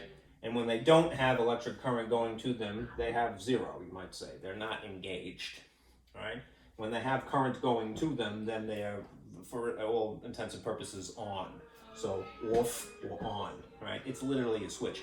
The transistor, it behaves something like an electrical relay, really, right? If you understand relays, which are much larger and much older as a concept, it's what transistors are based upon. Anyhow, 0 or 1 is as complicated as it gets in terms of the hardware, right? All right, on or off, right? That makes this a little bit confusing, all right? It's base 2 because there's 2 characters here, all right? But we're going to go about the process as we would, right? What I included in this packet is, just to give you a little bit of more comfort, is this sort of cheat sheet here, all right? Here are some binary numbers and what they translate to, and I want you to notice something. Base 10 is our regular system. Base 2 is binary. 0 is 0, all right? And 1 is 1. Convince yourself of that fun fact, of those 2 fun facts, because that will get you pretty far, okay? And it's actually easier than you think. The difficulty of this particular problem is the borrowing aspect, which would be hard even if we weren't using binary. People are a little sketchy about that. Kids too, and you gotta make sure, all right, that they know what they're doing, all right? 0 is 0, and 1 is 1, right? And base 2 is that in 10, and base 2 is that in 10. That will help, right, if you sort of memorize that. Okay, so we're still gonna pretend that everything is base 10 as we're doing our work. So, 1 minus 1 is equal to 0 in base 10, all right? Without going into a calculation, what is 0 in base 10? It's 0 in base 2. So what you would have here is a 0 right off the bat, okay? 0 in base 2, all right? When you get to this column, you have the issue of subtracting, all right? So, because you can't, at least there's no integers in this, so no negatives, all right? You would have to, in this instance, borrow, right? Now, what does your instinct tell you? Well, there's a 0 here when you're borrowing. You would normally cross this out and then put a 10 here, right? But we have to borrow in the base system, so we're not going to write 10 here, all right? We would need to borrow from the thing that is naturally adjacent to it, but look what it is. It coincidentally happens to be 0. Which means that, oh crap, I have to go 1 step further, all right? And the result is that this 1 that is hanging out on the end, that's going to be shrunken down to 0. It's going to go 1 digit lower, which it will naturally be 0, all right? When you start going back the other way, and I'm going to purposely put this in red now, all right? You borrow in the base system. You're going to first have to go here to this column. What is the base system? The base system is 2. So you're going to plop a 2 here to start with. But then you're going to give portion of it to this, right? So if you borrow from that, this is why it drives people crazy. 1 less than 2 is now 1, all right? And then again, you're still borrowing in the base system. This is going to be 2, all right? All right, it's a little scary, right? All right. Anyhow, the arithmetic that works out is the following, all right? This red 2 that you see here is 2 minus 1. And under ordinary conditions, what do you get? You get 1, right, in base 10. What is that in base 2? 0 is 0, and 1 is 1, all right? So then you're going to have a 1 here, okay? And now you got to do this again. If you hear any buzzing, it's the, I don't know if you're picking that up on the camera, but there's some, it sounds like a sawzall, right? They're installing sheetrock and stuff next door. Anyhow, this is leftover 1 from the borrow, right? Minus the 1 that happens to be here. So it's 1 minus 1 again, right? What's 1 minus 1? 0 in base 10 under the ordinary conditions, but what is 0 in base 2, right? 0 is 0 and 1 is 1, right? So this is going to be just as before, 0, and 1, and 0. So what you put here is technically 0, all right? Now, because you borrowed from this to begin with, all right, this would in theory be dragged down to here, right? So if you started with a 4-digit wide binary number, all right, and you subtracted out this 3-digit wide binary number, it technically would be the width of the larger one from the columns, all right? This is correct, all right? But what you'll see probably if you check this with maybe a calculator online, and I don't fault you for doing that either, all right? You might just see this, 10 in base 2, okay?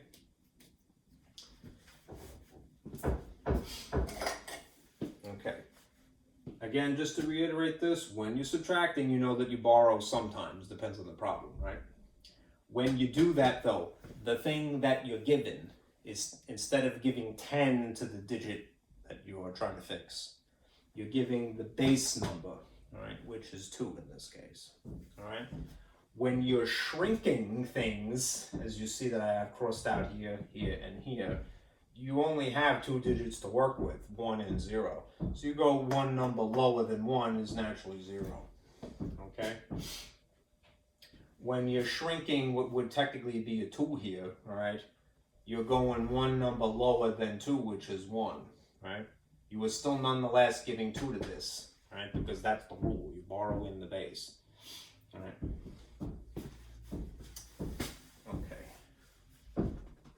1 is 1, 0 is 0. Now multiplication, which is going to naturally involve adding, all right? So this one's a little time consuming. I wouldn't call it hard just so much as I would call it tedious.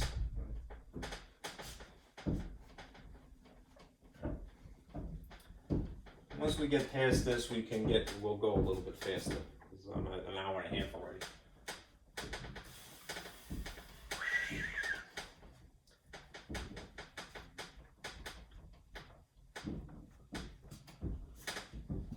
Take a sip of water. That aspirin I took for my wrist, it didn't do anything.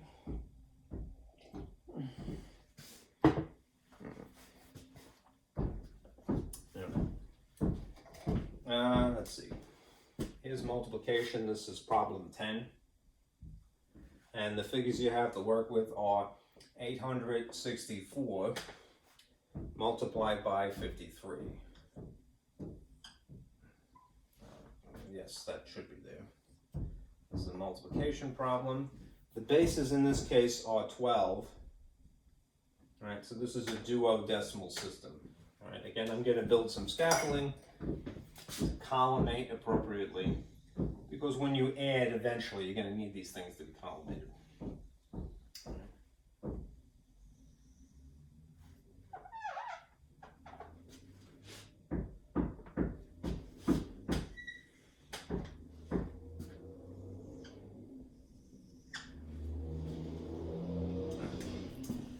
Now, remember, at least if you do things the traditional way of multiplying, at least in the United States, what we are taught is that you multiply like this first, right? So, all right. Again, we're going to still pretend that this is just ordinary 4 and ordinary 3, right? And then we're going to convert. 4 times 3 is 12 in base 10, but we're going to need to change that to base 12, right? The character set that is base 12, bear in mind, is a little strange, right? I'll put it up here just for reference, right? Duodecimal is 0, 1, 2, 3, 4, 5, 6, 7, 8, 9, A, B, right? 1, 2, 3, 4, 5, 6, 7, 8, 9, 10, 11, 12 total, starting from 0. A is standing in place of 10, and B is standing in place of 11. All right, because we need a single digit wide character to fit in this calculation, all right, where it is necessary, all right, in the answer, all right. All right, so we're going to convert. Remember, your power is also the positional values. In this case, you have to do the extra work. You can't get away with memorizing stuff, really. 12 to the 0, 12 to the 1, 12 squared, and maybe 12 to the third. I think that's kind of overkill. All right, but what do these equate to? 1, 12, 144, and then what's 12 times 144? Let's see, 17, 28, I believe. Let's see, 12 to the third. Yeah. Okay. You're not going to really need that. It's just for the sake of comparison. All right. Those are the positional values. Now we do the work. All right. This number 12, right, is less than 144. So we're not going to use this at all. We're going to start by dividing by 12. This 12 is exactly equal to 12. That's totally legit. Okay. What's 12 divided by 12? All right, 1. All right. Now you're going to do the arithmetic even though it terminates because we got to go to the last position. So you're going to divide by 0 by 1. Right. 1 goes into 0 exactly how many times? 0. All right. What does that mean? It means that this is the equivalent. Right. The number is really 10. Right. 12 in base 10 is 10 in base 12. That's interesting, isn't it? So we're going to put a 0 here, and we're going to carry a 1 here. Right? Now what's going to happen is this. Right? We distribute the 3 when we're doing this multiplication, at least this is the way that we were taught in America, right, to do multiplication. So these things are going to be combined now. I'm going to separate out this logic.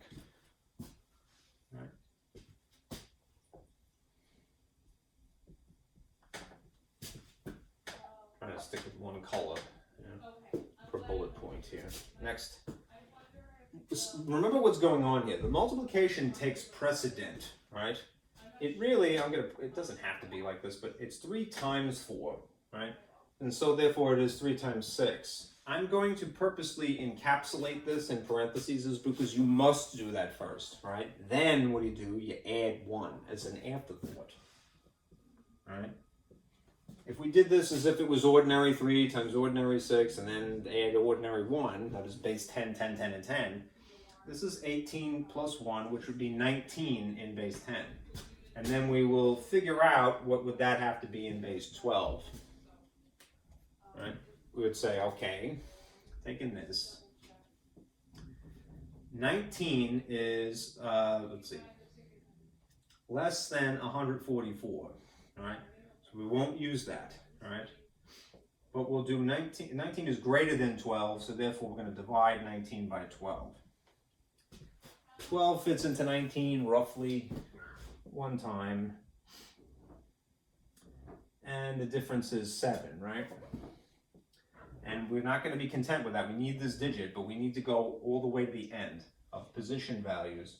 So it's 7 divided by 1, which is logically 7. So we have 17. Okay. So 19 in base 10 is 17 in base 12. We would put a 7 here and then squeak in a little 1 to carry. Okay. And then we again continue. At least in the United States, this is the way we're taught to do this multiplication, right? Distribute 3, distribute 3, distribute 3. Right? So 3 times 8 plus 1. And we have to do things in the order of operations, which means I'm going to encapsulate 3 times 8, as I have to do that. It's a reminder to do that first. And then figure it out. Ordinary 3 times ordinary 8 is really 24. 24 plus 1 is logically 25 in base 10, and then we have to figure out what the equivalent is in base 12. Okay. So we have a similar situation as above, right? This number 25 is less than, significantly less than 144. So we're not going to start there, all right? But 25 is greater than 12. So we're going to divide by 12. Okay. I would check. You might be a little like, isn't this kind of redundant? don't be mad at the redundancy of it. You're verifying, and when you do, when you have the patience, you have to cultivate patience when you do math. This is one thing you must impart to your own students.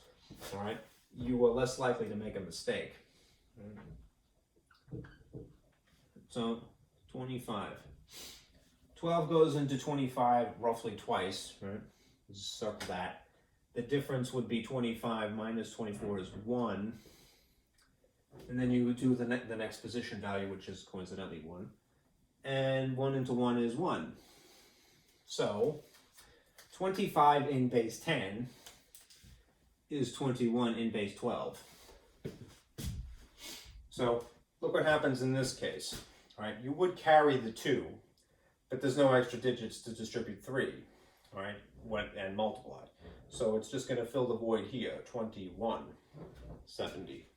All right, now, what you may or may not remember from multiplication, I need to free up the space here, so humor me,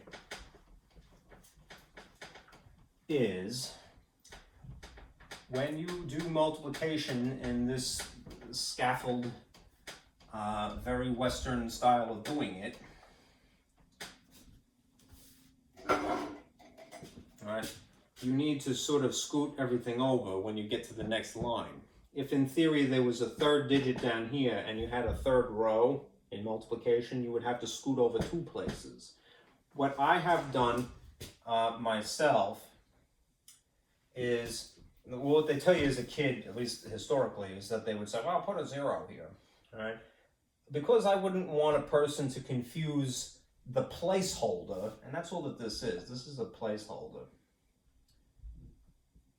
all right, with any sort of calculation that I've actually performed, because as you can see, this is quite intricate, is I kind of go a little overboard when I draw this, and you don't have to do it, but I put a big X in here, all right, just to kind of, even though it is 0, and it serves the purpose of filling this void so that everything starts one position over, I purposely exaggerate this myself, all right, to make this not look like something that was a calculation that I did, all right? It's just a placeholder, and since we have 2 digits that we have as a factor, we're going to scoot over when we do this next row, all right? You have to remember that.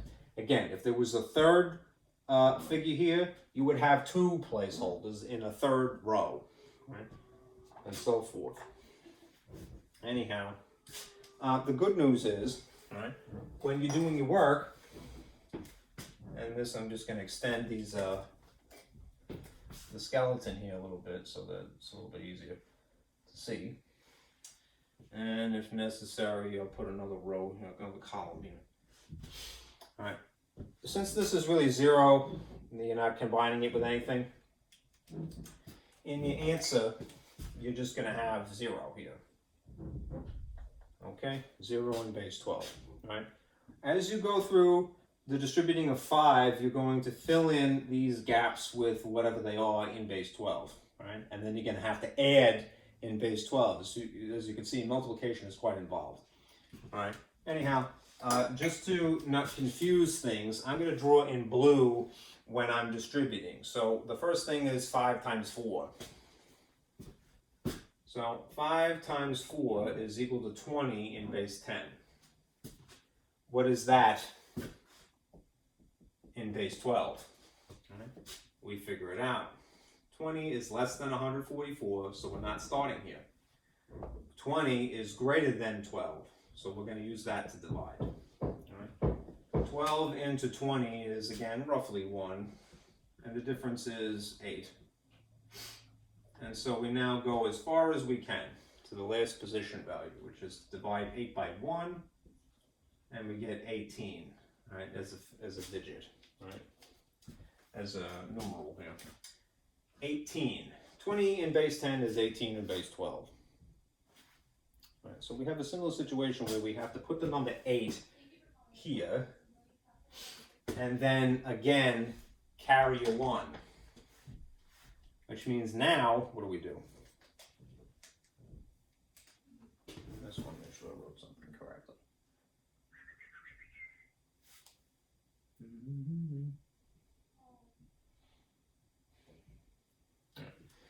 now this is 6 times 5 times 1. So I'm encapsulating these things as a little visual cue for my own sake. So it's 5 times 4 distributed, now it's 5 times 6 distributed. Do that first because we must, and then we add the carried number, 1. All right. 6 times 5 is, ordinary 6 times 5 is 30, plus 1 would be 31 in base 10. Right. We have to, again, translate this into base 12. All right. So 31 is less than 144. We're not starting here. All right. 31 is greater than 12. All right, so that is what we're dividing by. 12 into 31. Okay.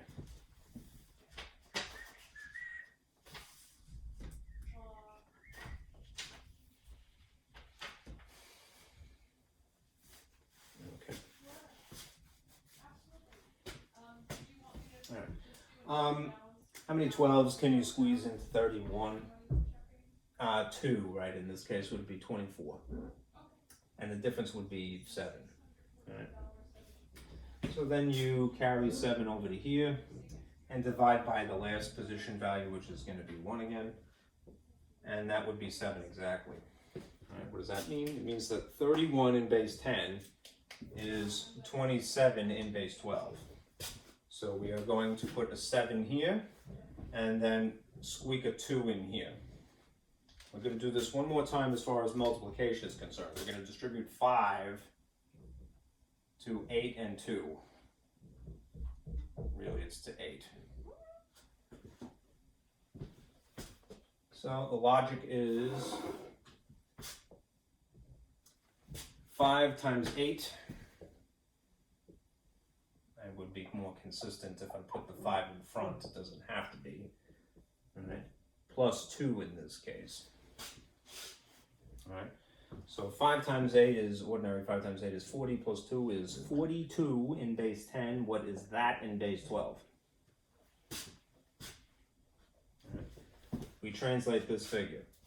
42 would be less than 144. So again, we're not starting there. All right, but 42 is greater than 12. All right. So that's what we divide by. 12 into 42. Now I better change colors here because it's going to get messy. All right. How many 12s can you squeeze into 42? 3, which would be 36, right? And the difference of 36 and 42 is 6. That's the remainder. And which you would divide by 1, right? 6 divided by 1 is just 6. So 42 in base 10 is 36 in base 12. Right. We're distributed 5 completely, and we're out of space to park it anywhere else. We're going to just put the 6 here and the 3 here. Okay. Now, the multiplication is done, right?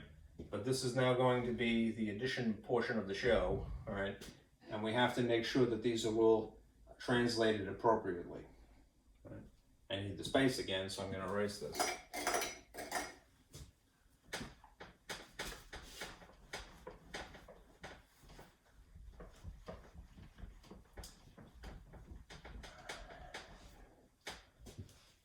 Okay, back to red because it writes nicely. Okay, you bring this down and you would still end up with 0. This is 7 in base 12 added to 8 in base 12. So we're still pretending that this is just regular 7 plus 8, right, which would be 15 in base 10. All right, and then we're going to convert that to base 12. 15 is less than 144. We will not start there. All right, 15 is greater than 12. That's what we divide by. 12 goes into 15 once exactly, well, not exactly, but once, and the difference is 3. 1 goes into 3 exactly 3 times. That means that 15 in base 10 is 13 in base 12. So we're going to put a 3 here, right? And then we're going to squeak in a 1 to carry, all right, which makes it 1 plus 1 plus 7.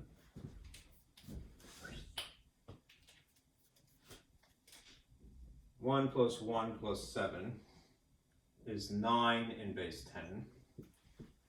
And now you're going to see something interesting. All right.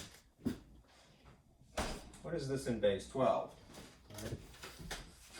9 is now, we're going to start from, 9 is less than 12, so we can't divide by 12 anymore. All right. So we're going to just start with 1. All right.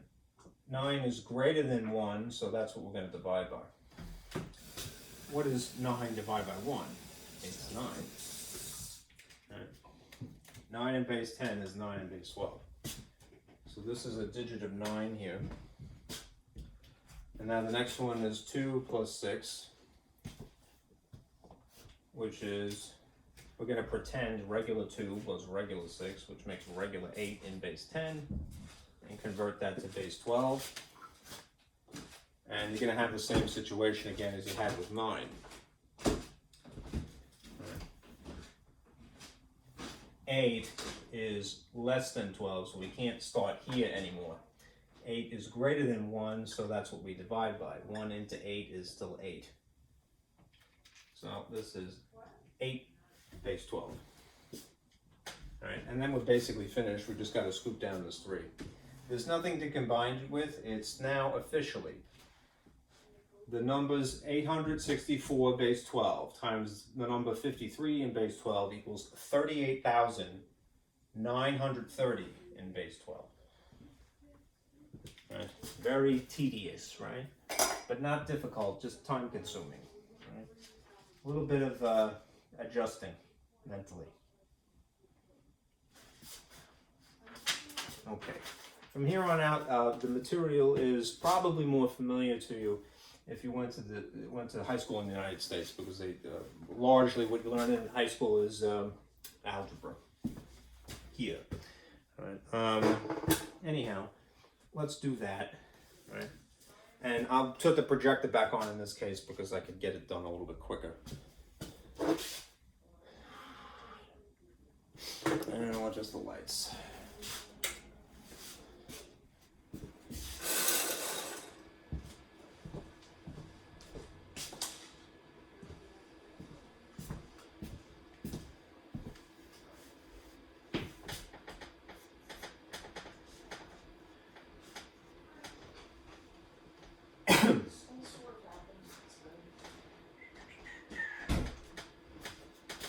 Everything all right? I'm not a fan of Zoom University. Sorry. That's okay. Because I don't understand why school is 7:30 to 10, and that's it. He's not fibbing, right? I hope not. Alright. But you never know. I want to find out the hard way. Well, you'll find out when you do 8th grade 3 times. No, that's not cool. Yeah, so I don't care. Bye. My poor nephew is like many of you, enduring school at home, you know, as a safety precaution. Anyhow, I've never had homeschool, well, not in this respect. So one never knows if the truth is being told.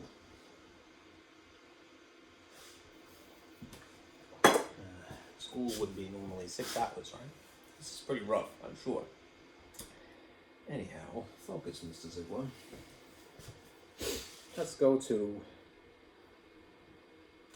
something much, I hate when it does that. Okay. Good. Let's go here. Alright, here we are in chapter 6 now. And it's probably easier to just sort of draw on the superimposed image. So as long as you could see it, alright, I'll do this right where it would be. Okay. If I do that, I think that looks a little bit easier on the eyes, maybe. Good theory. Okay. Now, understand when you see a forward slash here, this is understood as being a fraction. So, if I wrote it in probably the more intuitive fashion, that doesn't show up. then what you would have here is 3/4 times x minus 5 on one side, and 2/3 times the quantity 3x minus 4 on the other side. These are sides. I always draw a little dash line down the equals to go, this is left, this is right. Right? Why? Because strategically, right, the ideal situation is letter, something with a letter, plus or minus a number on one side equals a number. Right? You would ideally like it to be no more complicated than that. Right? What you're going to end up with in this case is not something drastically different, but it will be letter plus or minus a number on two sides. Right? So what must you do? All right? You have to simplify before you solve. And people think that they're the same thing, but they're, although synonymous, not quite the same thing. Right? Simplifying is really just playing according to the regular set of rules and just sticking with one side. Solving is blending the pieces together. Right? We will do that later. All right? Let's get rid of the parentheses. All right? If you remember distributive property, it says that if you can, all right, combine the stuff on the inside. But even if you can't, you could at least make this go away to simplify by distributing the outside contents to each of the inside contents. And how so? Via multiplication. The bottom line is that what this will reduce to is the fraction 3/4 with an x attached to it. And then when you distribute 3/4 to 5, treat it as if it was 5/1. So it'll be top times top and bottom times bottom. Right? The sign would be negative. 15/4. That's that side. Now over here, essentially the same thing. If you cannot combine the junk on the inside, and you can't because they're not like terms, that has a letter and that doesn't, all right? Then what you could do is at least get rid of this parentheses by distributing the outside content to each of the inside contents. When I do that, I draw these little arcs like a little range war that I'm having here as a reminder. If you feel comfortable with the material, you probably can get to what this reduces to almost immediately, right? And it's going to be 2x realistically on this side, right? How come? Because the minutia would be this. It would be 2/3 times 3/1 with an x attached to it. And then the 3's, whether you did 2 times 3 and got 6, and 3 times 1 and got 3, would reduce to a 2, right? That's doing the multiplication first and the simplifying last. If you get a little bit more comfortable with it, you could be more strategic, in which case you go, well, these are factors that are the same. I could just cross them out. One is above the line and one is below the line. Right? Simplify before you multiply. Right? The result is the same. Anyhow, it's 2x is this first one. Don't make the mistake that people often do is they go, yeah, I eliminated 3, and 3's gone. 3 gets distributed to this 4 as well. In a similar way to this 3/4 to this 5 here. So when you're doing that, stick a little 1 under the 4, and remember, it's top times top and bottom times bottom. So that makes this really minus 8/3. Now you might say, well, that's fugly, why would I even want that? All right? Because you have made some progress here, even if you've gotten something that's still ugly. Look at the fine details, right? You have something that has an x to it, a letter, all right? And then it's plus or minus something that is not lovely, but it's a number. It's a regular number. It's not a variable. And on the opposite side, you have, again, something with an x attached to it. It's got a letter. And then it's plus or minus something that's just a number. I'm going to erase a little bit because there's too much kind of gobbledygook going on here. Well, let me turn off the projector for a moment, all right? Because maybe it's distracting. Alright, and then I'll turn this light back on. Alright, and we'll go about the process here. Okay, this is what we've accomplished. Letter plus or minus number, essentially. Alright, it's pretty good. You could, if you wanted to, apply brute force here. Alright, and just go, alright, well, I'm going to bring the numbers over to where the numbers are. I'm going to bring the letters over to where the letters are, and do so by opposite operations. That would work. But there is an alternative that we had discussed, which is probably better in the long run. The alternative way of doing this is to write an equivalent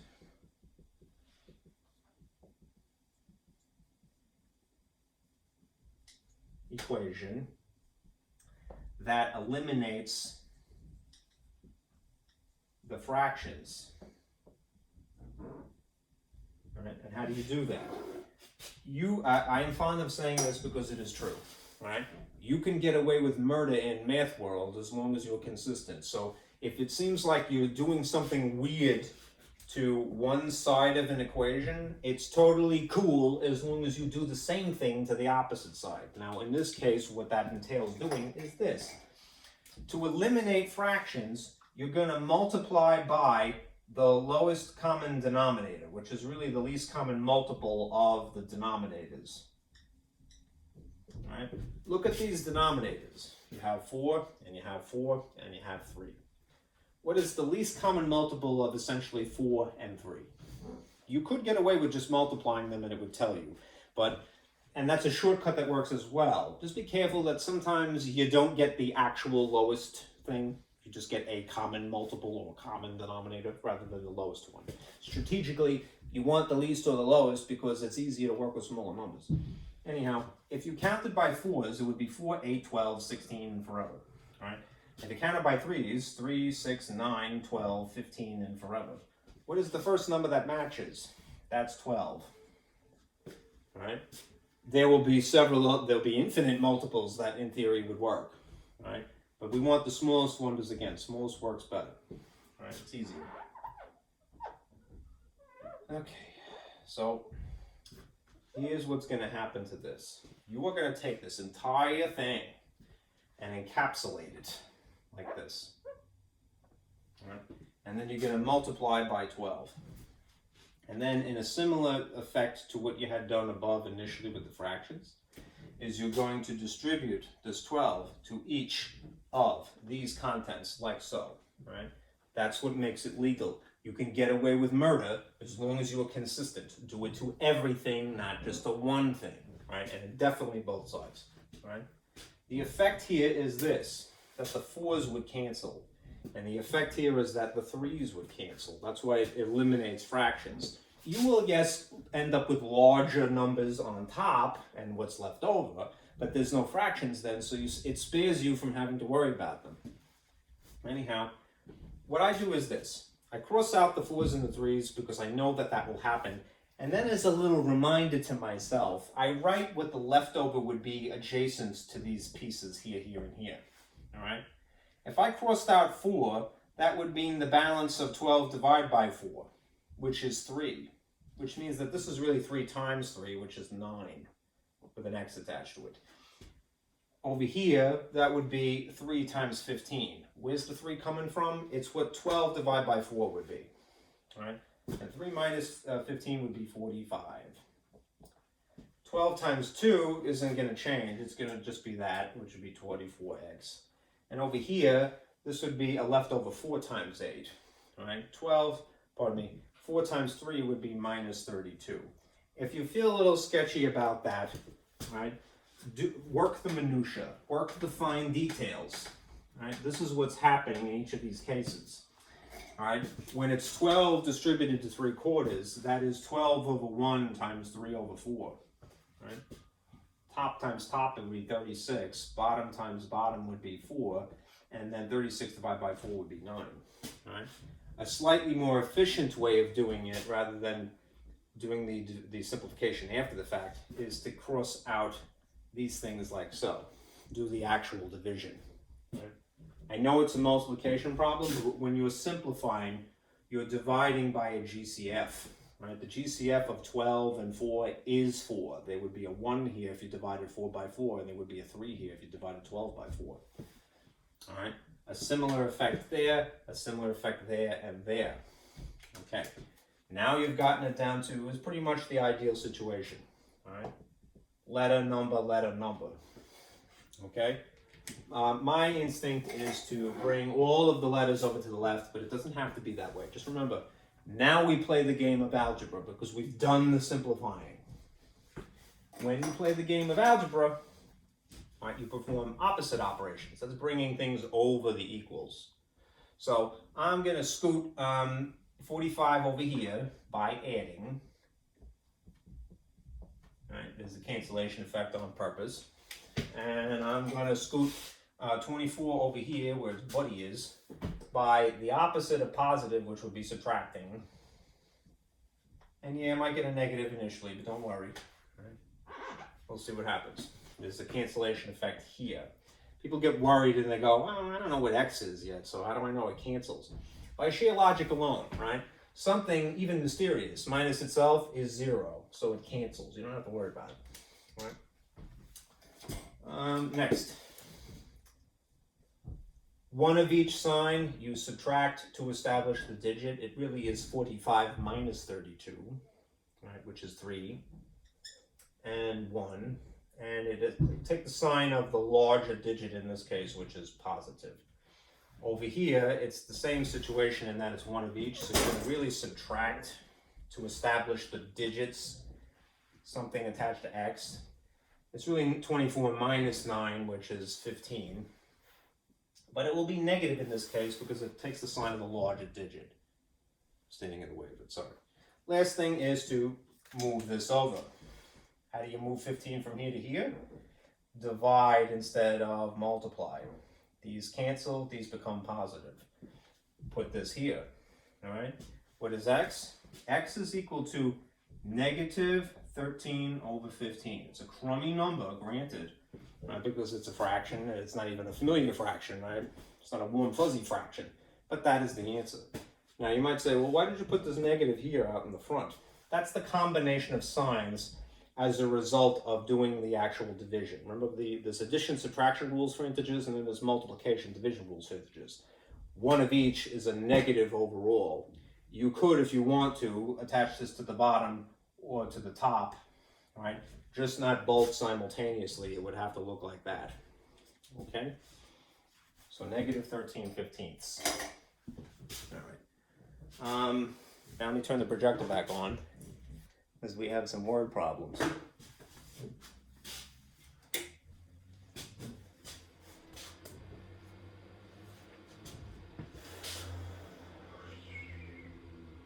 on, don't die on me now. What are you doing? Okay.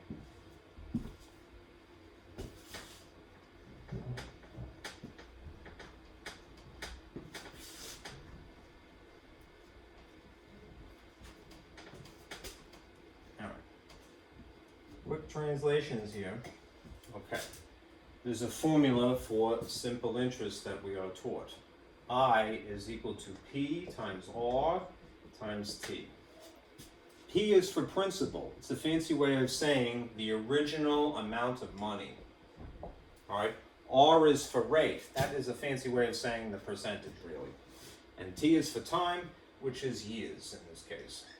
Has to be years, right? Even if they gave you months, you would have to convert it to years. They give you this figure, $2,500 at 6% simple interest for 1 year. So you're really just going to insert this, this, and this. All right. The decimal, the percentage, you have to make either a decimal or a fraction. What I do is this. All right. I write them in the style of a fraction only because I know that there's a convenient shortcut. In place of principal, all right, I'm going to take 2,500 and stick a 1 under it. In place of rate for percentage, I'm going to convert this to the fraction style of writing 6%. You see that percent symbol, that means the denominator is 100. You're dividing by 100, so it's 6 over 100. And then if it's 1, it's just times 1. If you really wanted to, you can make it 1 over 1, right? The benefit of doing the percentage as a fraction is that percentages will always be a denominator of 100 unless they're simplified somehow. Anyhow, there's a shortcut. When you simplify, 2 zeros here is 2 zeros there. All right? That means that what are you working with? 1 times 1 times 1 on the bottom, which you don't even have to write.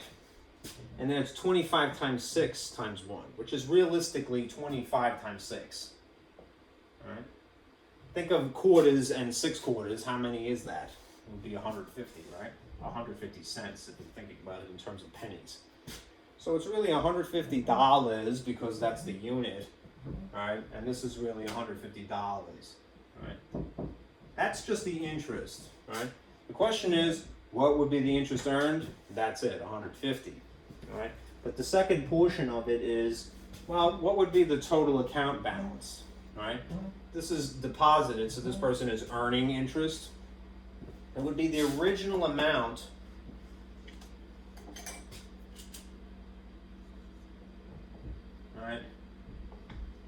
plus the interest. So it'd be principal plus I equals the total account. Right? A equals P plus I. Right? So what is realistically $2,500 plus $150? Right? It would be $2,650 is your answer. Right? That's the total account. That's just the interest. Okay.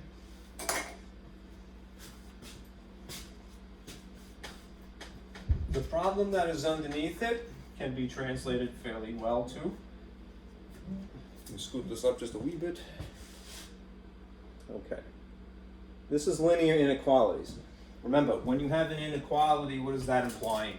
That instead of an equal sign, you're going to use either less than or greater, or in theory, it could be less equal or greater equal. All right. One of these four is going to be incorporated into this problem because it deals with linear inequalities. All right.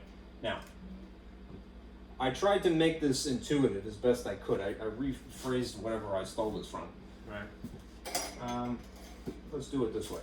Chris can be paid in one of two ways. All right. He has a plan A and he has a plan B. Forget the minutia for a second. For what amount of sales, all right, is Chris better off? Let's take the phrase better off and translate it into one of these. Right? Which is better off? All right. What amount of sales is Chris better off choosing plan A over plan B? That is basically, what is the relationship using one of these four symbols? Plan A, what plan B? It would be the greater than symbol because of the phrasing of it in English. All right. Plan A, we're hoping, is going to be greater than Plan B somehow. Right? To be vague at this point. We're now going to explore the minutia and make sure that it's consistent, that it works down here.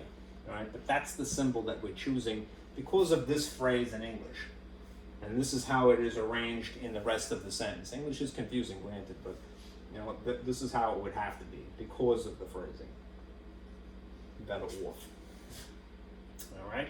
So what I'm going to put on the plan A side is what this description of plan A is. Plan A for Chris getting paid is a salary of $310 per month. Per is implying a rate, a conversion rate. That would be $310 per month. All right. Plus a commission of 9% of sales. Of is times sales, you might just substitute by the letter S, and since that's what they're talking about later, let's stick with S, right? Plus 9% of sales, S, right? Over here, on this side, we're going to translate plan B. The alternative for him is that his salary rate would be $556 per month, right, plus a commission rate of 3% of S. Of again is times. All right. Still kind of vague, but less vague than plan A and plan B. You keep whittling it down. Don't ever feel bad if when you're translating something from the gobbledygook thrown up on you, all right, into something that is only slightly less verbal, right? If you stick it through, and that is the trick of math. I'm telling you, all right, tenacity, all right. You will get down. You will whittle it down into its bare essential. Boil it down to what it needs to be. Nothing else. Just have patience. That's a growth of a person, all right. What I should say. Let me rephrase. That is evidence of mental growth, right? That you have patience. Okay. So let's translate.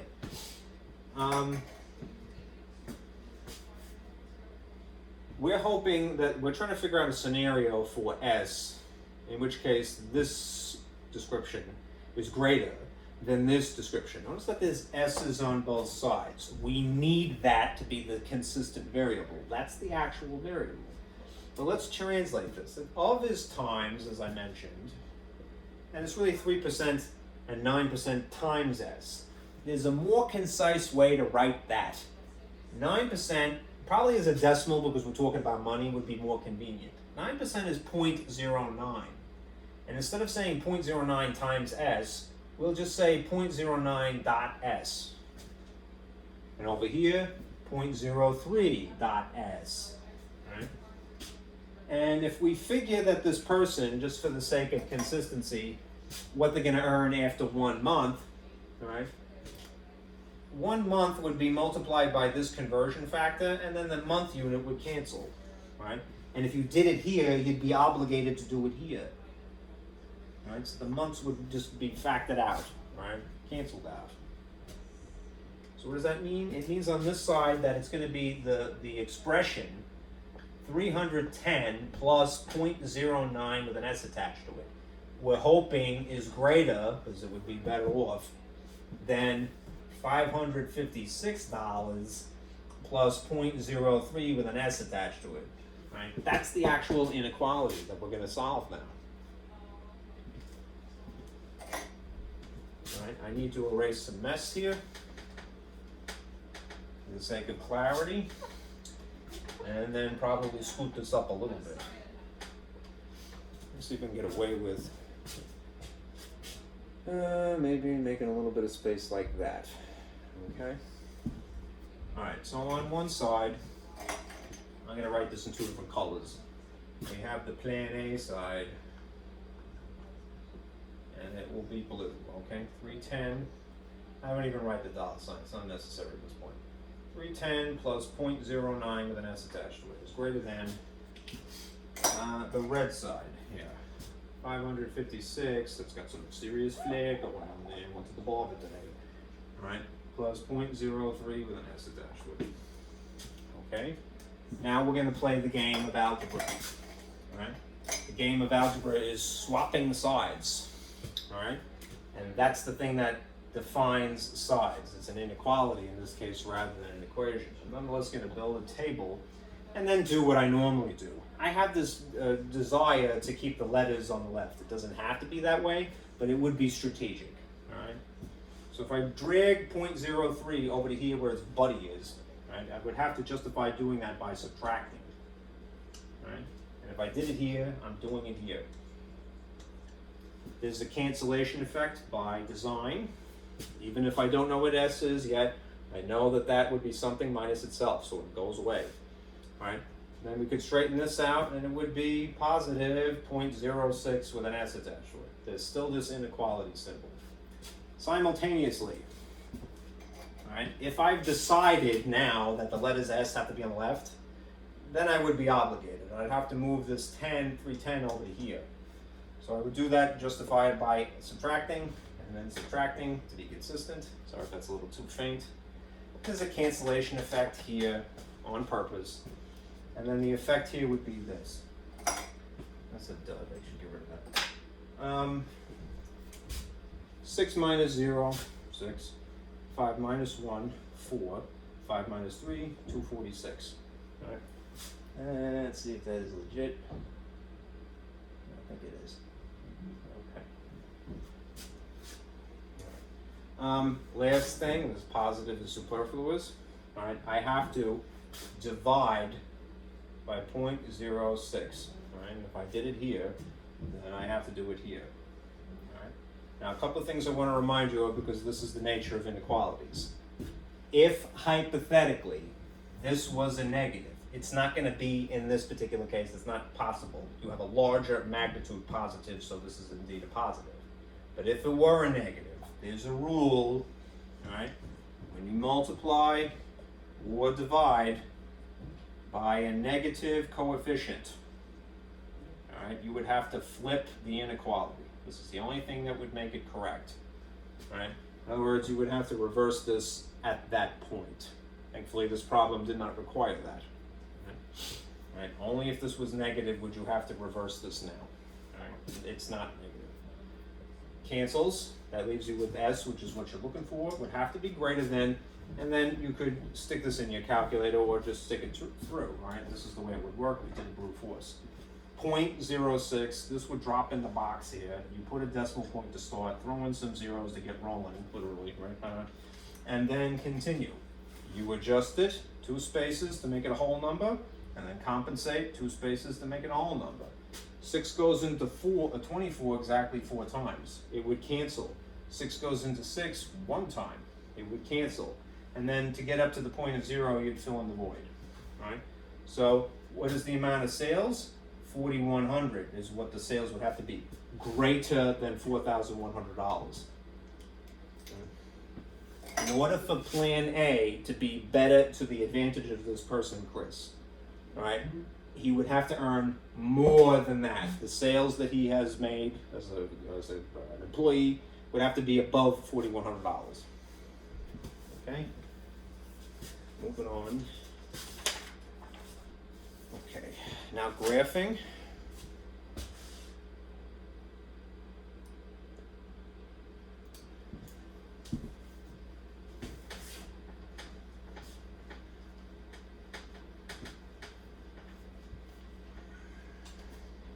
Alright, remember there's a formula for slope.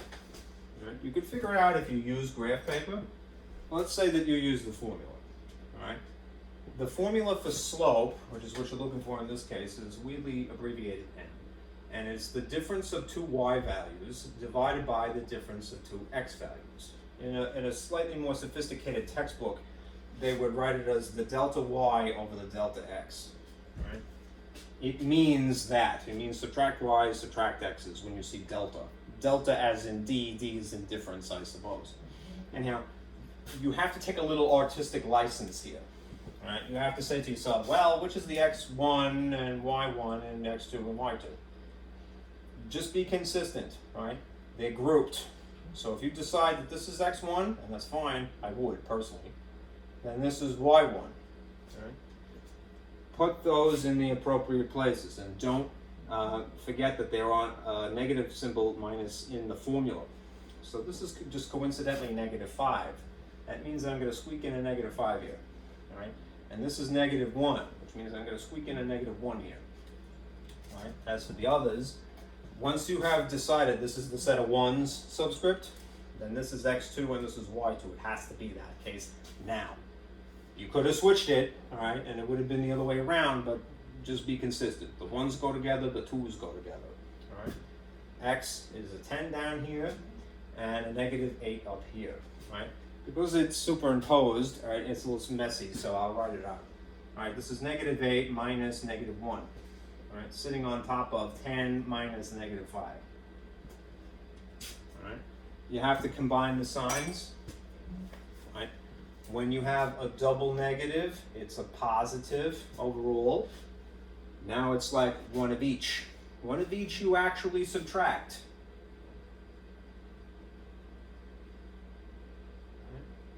So that will establish the digit of 7, right? What is going to be the sign of 7? It matches the larger magnitude now, which is negative. All right, a double negative is a positive. So this is really a positive 10 to begin with, so it's regular ordinary adding. Right? You could say it's the same signs, so you would add.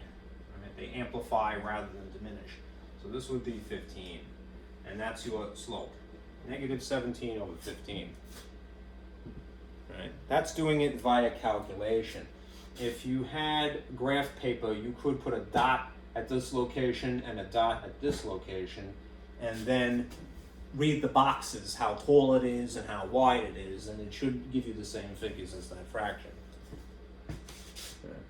If you are asked to graph, right, the more efficient way of doing this is to rearrange what's given to you in specifically the slope-intercept form. Right? This is closer to being standard form, of a line equation because it's A, B, x and y on one side equals C, the constant in this case. What you want, if you have to graph this, is instead to have this in the slope-intercept form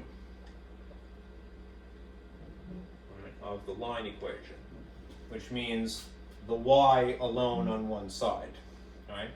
That's not too difficult. You just have to move the x and then divide by 4, right?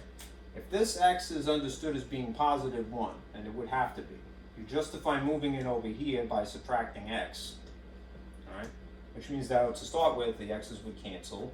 You'd have this. You'd have positive 4y is equal to, I'm going to be a good guy and put the x in the middle. It doesn't have to be, but it would be more like slope-intercept if I did. And then there just happens to be a minus 8 there. Right? And the next thing is move the 4. Divide by 4, this cancels. We distribute it more or less to each of these. This would be divided by 4, that would be divided by 4. Right? Which means this is now in slope-intercept form. Y equals, if there's no obvious digit on top, you make it 1, negative 1 over 4 with an x attached to it, and then simplify this. What's 8 divided by 4? In this case, it would be minus 2. This is the preferred form if you had to do something by hand, but even if you were using a graphing calculator, this is what you would type, where y is alone on one side is probably likely to be the slope-intercept form. All right? Start with this. This is the y-intercept. That's the b value, it's often called. Right? And it is the coordinate 0, negative 2. So we're going to put a dot at the location of 0, negative 2. That would be down in this case. You put a dot here. 0, negative 2. It's the y-intercept because it's where the line will cross the y-axis. All right. Hopefully that's exaggerated enough. Okay. Now, to get a minimum of 2 dots, because that's what a line would require, we're now going to use the slope. All right. The thing is, you got to be careful. Right. It isn't a coordinate. It involves x's and y's. All right. But it would read it like this. If it were given to you where the negative is neither favoring the top or the bottom, I just intuitively always attach it to the top, just not to have to worry about it. So what does that mean? It means 1 down, and because this is a positive 4, 4 to the right, right? Not from the origin, but from where you left off, right?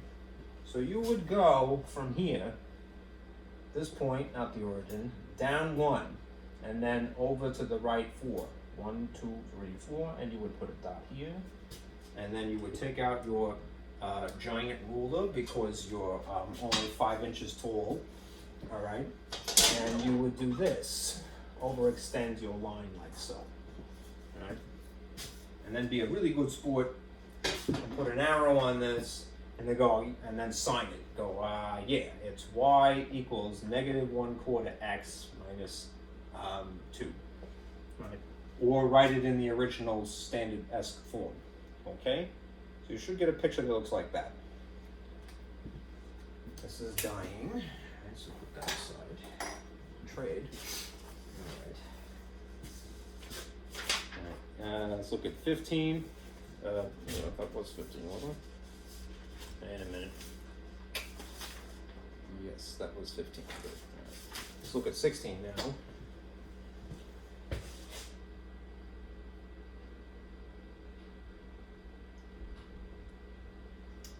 Right. This is a system of equations. Right? And when you have a system of equations, you have alternatives, as you often do in math. That's the nice thing about it. Where you could solve by graphing, in which case you'd have to rearrange these to slope-intercept form. Substitution, which is what I think most people probably do, right? Or elimination method, right? Elimination or substitution is what you would probably do in this case. I think most people would probably, if they had to choose one or the other, they'd probably go with substitution, but it isn't going to necessarily be easier, all right? So let me adjust the blinds here. And maybe turn on a light without breaking it. And maybe turn this off for a moment because I need the space. Oof. Okay. And then I'll write the problem as it slowly changes. Right? Remember, a system is just an equation stacked on top of another.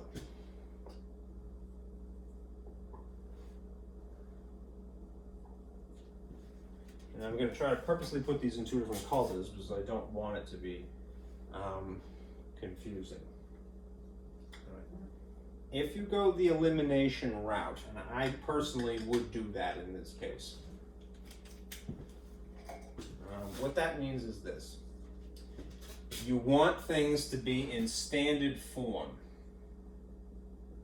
which is pretty much as it's given to you. That is, you have a whole number x in the front, a y with a whole number coefficient in the middle, and then a constant, whatever it is, whole number on the end, right? Treat these like they're three different problems that you're going to blend together these two, and you're going to blend together these two, and you're going to blend together these two, right? You want one of the variables to cancel, right? You're going to choose a variable to cancel. In this case, it's not going to work automatically, so you're going to have to make an adjustment. You're going to ultimately do what you had done before, write an equivalent that causes a cancellation effect. I would use the arguably smaller figures here. This is a 2, right, rather than a 3. And then do this, right? Multiply the top thing by that number, all right? And then multiply the bottom thing by this number, coefficient 5, but make it a negative, all right?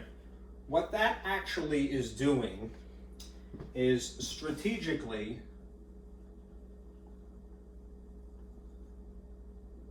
writing an equivalent to cancel.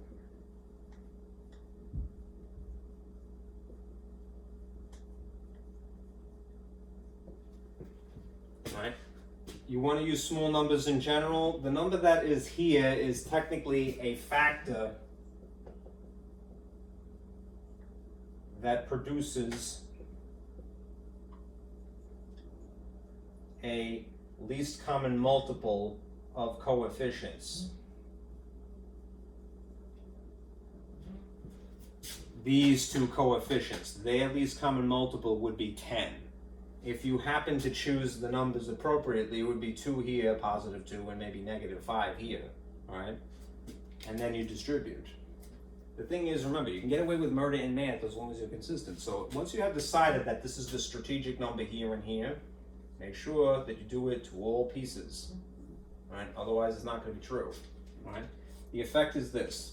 This becomes 10x, 2 times 5. This would become negative 14y.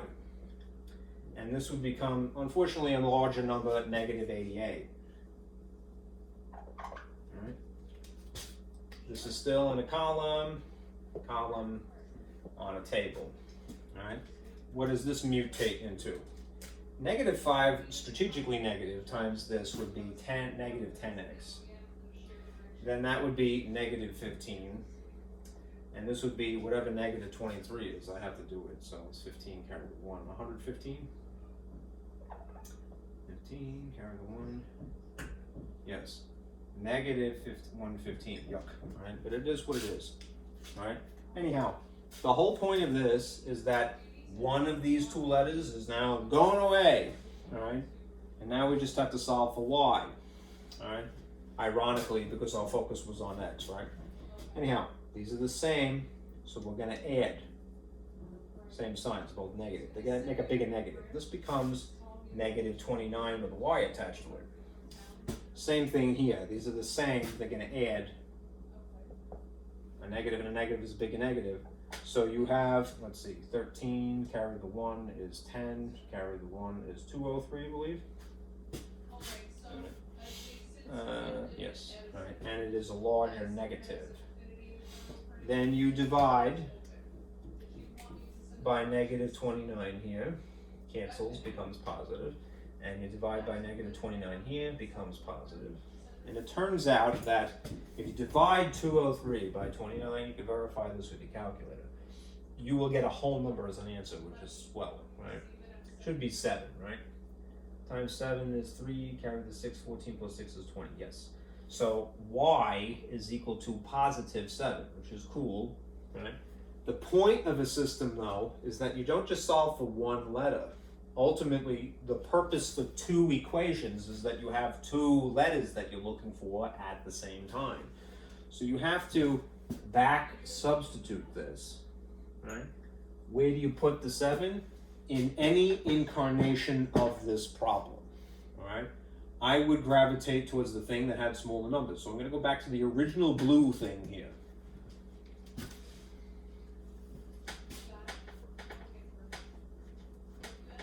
Right, which means I'm going to go back to 2x plus 3y equals 23 and stuff y7 in here times 7. So this is really 2x plus 21 is equal to 23. And now I'm just going to move 21 over by subtracting. That's a 21, I swear. All right, the 21s cancel. 2x is equal to the difference of 23 and 21 is 2, which if you divide 2 by 2, what do you get? X is equal to positive 1. Right? That's your answer. A system solves multiple variables at the same time. 2 equations, 2 letters you're looking for. 3 equations, 3 letters you're looking for. If you had something beyond 2 letters, and you're not really responsible for this, like it was X, Y, and Z, then you probably would get into the subject of matrices, right? Which is a strategy basically of just paying attention to the coefficients and the constants. All right. There's techniques called Gaussian elimination method for 3 or more variables, but it's not something you're really responsible for. You could do this brute force, all right, and you would get it, right, if you had 3 variables. It's y is 7, x is 1, which as a coordinate would look like what? A ordered pair, 1, 7, right? This would be the answer. Okay. Now let me put the projector back on, and we'll talk about the word problem now that follows. And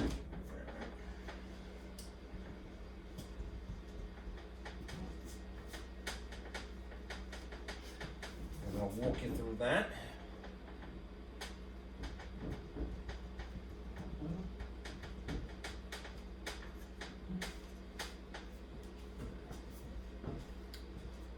Okay. There's a cool strategy for doing this too. All right, let me turn this light off and adjust the curtain again. All right. This is a problem when I purposely try to emphasize the word mix in here. You kind of see things like this in a chemistry class a lot, all right?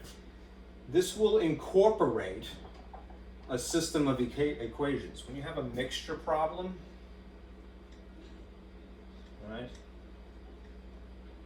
Right? You might try a system, right? Remember, what is a system? A stack of equations, usually 2, right? You're looking for 2 things at the same time, at least 2 things, right? Soybean meal, whatever that is, I wish I knew, right? It's probably ground up soybeans, I would assume, is apparently 18% protein, right? At the same time, cornmeal, which I have heard of, all right, is 9% protein. How many pounds of each? Which implies that you're looking for 2 things. All right, should be mixed to make. There should be a 2 in here. That was bad. 360 pounds. That is 16% protein. All right. Now again, the basic strategy of solving a word problem still holds. Right? These are the numbers that are being quoted to you. So likely these are the things that you would have to incorporate into something. Right? 18%, 9%, 16%, and 360%. Probably what is going to get you far, right? And I mean this even for chemistry class, is to do this. System, stack of 2 equations. The first equation is going to be percents, and usually it's volume, but in this case it happens to be a weight because it's pounds. All right? And then there's a second equation that is just the weight, right?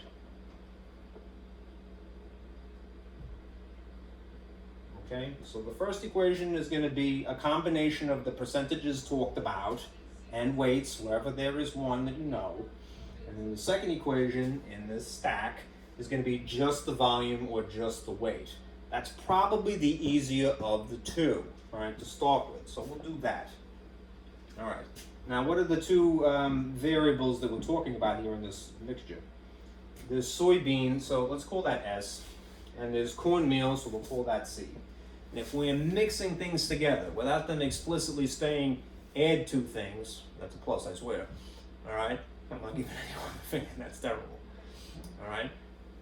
Let's go, all right, it's got to be soybeans plus corn in order to mix them, right? So in a very concise way of writing it would be S plus C is equal to, well, if we're just talking about the weight, what's the weight of the mixture?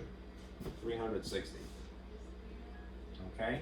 That's the second equation I did first. It's usually the easier one, really. All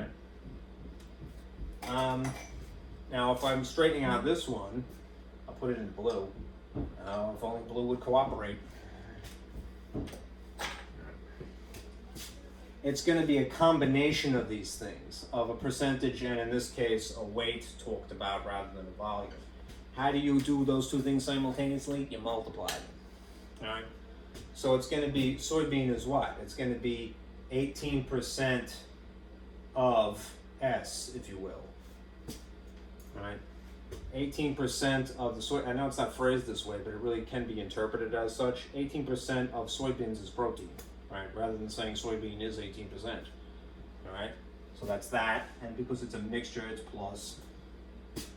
Cornmeal is 9% protein of C. And then that's going to produce a mixture that is 360. This number gets used twice, really. All right, that is 16%. So it's going to be 16% of 360. All right, now we're going to, again, even if you start out very verbal and vague, all right, you're going to whittle it down until you get to the, boil it down to the bare essential. All right, so remember, of is really times, so it's going to be 18% times S and 9% times C and 16% times 360, apparently. That's going to be a number right off the bat. All right. 16% times 360 produces what number? All right. Should be 57.6. You can verify this with a calculator. All right. 57.6. Don't worry about the unit right now. Everything is going to be pounds eventually. All right. 9% of C, which is mysterious, could be written as 0.09 C. And 18% of S would be 0.18 with an S attached to it. Right? This is good to go. What is in black and what is in red. Now this would be a perfect example of, as far as a technique is concerned for solving, substitution. Right? You could very well try elimination method. You could try graphing these and just make them X's and Y's instead. All right? But substitution would be the easiest thing because look at the coefficients. The coefficient is 1. The coefficient is 1. So rearranging this junk is into odd. All right? If you solved for S, that would entail moving C by subtraction. And then S would be equal to 360 minus whatever the cornmeal is. All right? And it's this algebraic expression, this half of the equation is an expression, all right, that you're going to substitute, all right, into what is in black, what you see in S. It's kind of messy, so I'm going to turn off the projector again, and then pull back the curtain, and brighten up the situation here. All right, turn the light on. So maybe this one too. And the one over here. All right. And get the gobbledygook out of the way.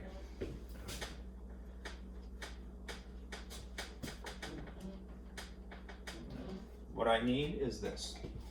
I need the equation that I have rearranged. S is equal to 360 minus C. And I need the equation that is in black, really, but I'm going to put it in blue, all right?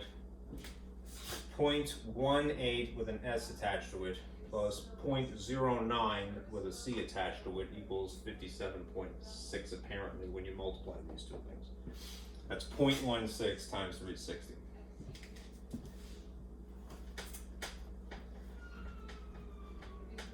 Okay.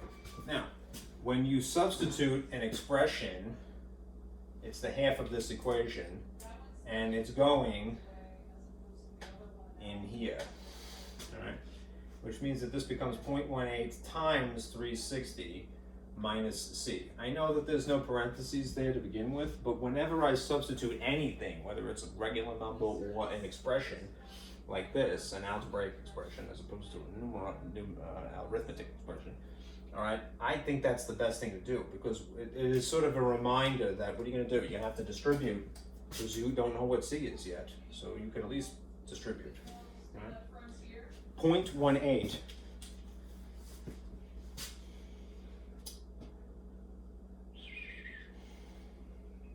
.18 times 360 gives you this.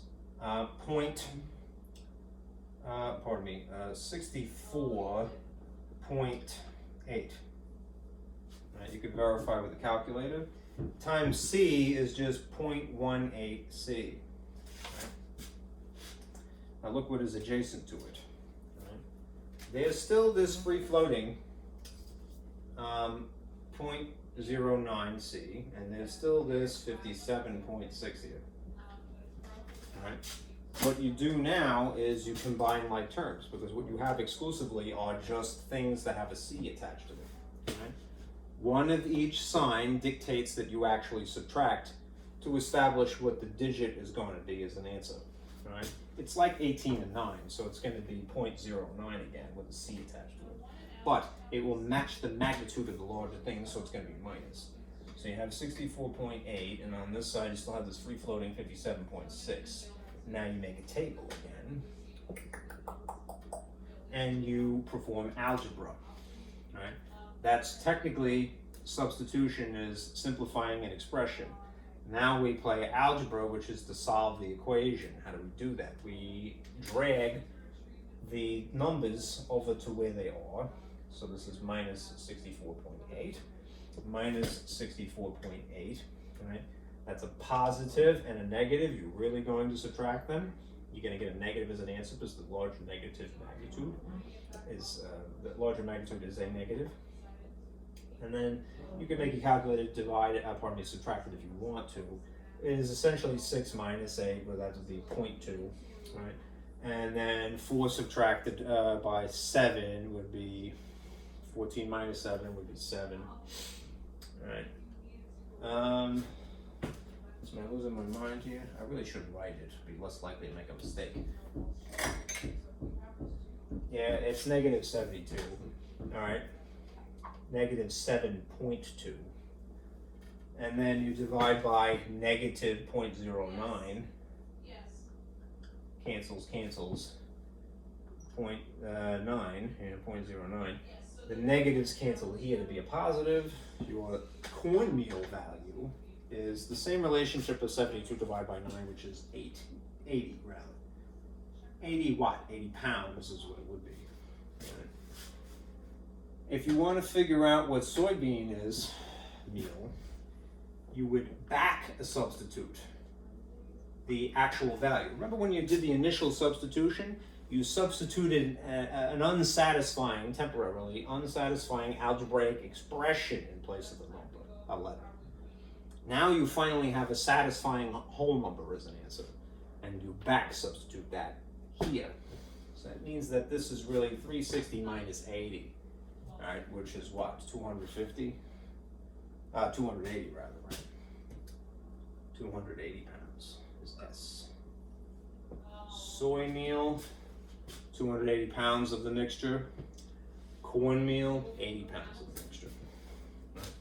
Start with that skeleton, all right? 2 equations if you're talking about 2 things mixed, all right? You're going to start out with adding in both cases. The first equation is the combination of percentages quoted to you and whatever the volume or mass is. Volume or weight, right? Could be mass if it was chemistry.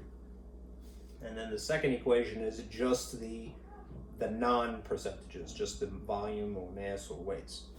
Okay.